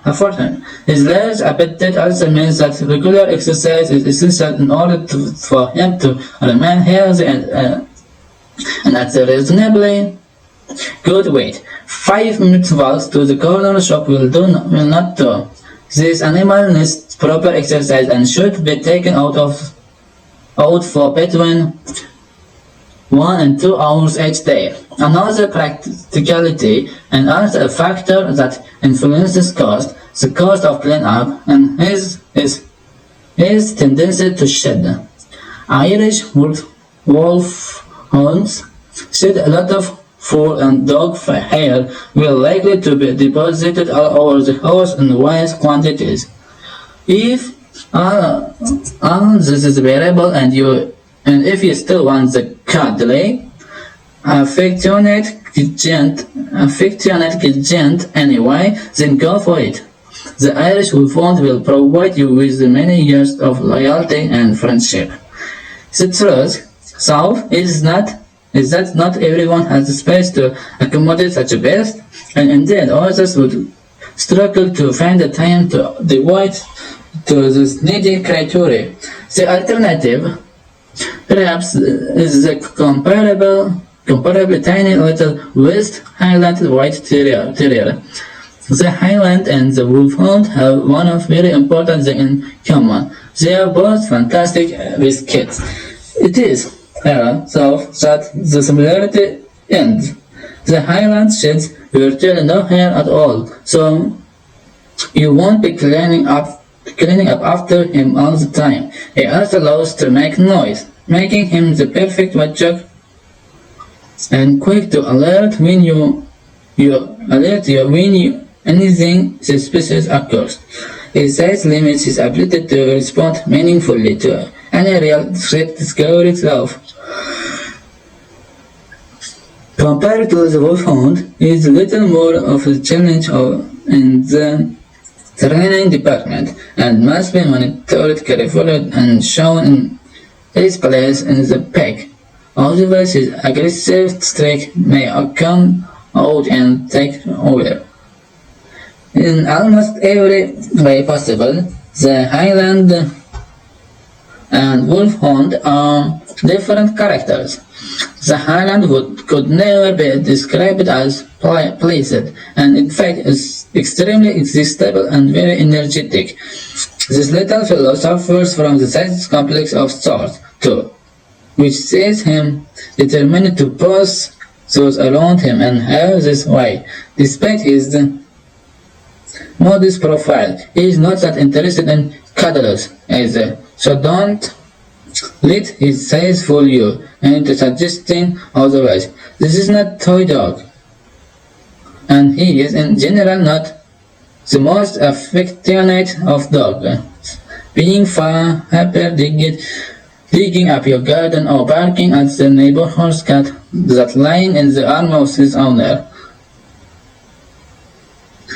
So while the wolfhound is the gentle giant, the West Highland is, well, a little terrier in every sense of the word. But while their character may differ, their fondness for exercise does not. The Highland is intelligent, bred, and needs stimulation. Regular walks are essential. He also has a penchant for water and loves to go swimming. And while he is excellent with all the older kids, toddlers should not be left alone around the Highland as their size, coupled with their noisiness and hyperactivity, may prompt an aggressive response from the dog. So, both breeds have their strengths and weaknesses as pets. Overall, each would make an excellent addition to the family. The West Highland will be content enough indoors, provided he gets regular exercise, but the Wolfhound must have an outdoor play area. And that's the one point I must emphasize. Don't buy a Wolfhound unless you have plenty of room. IELTS Reading next part. The Scarlet Pimpernel of the Vatican.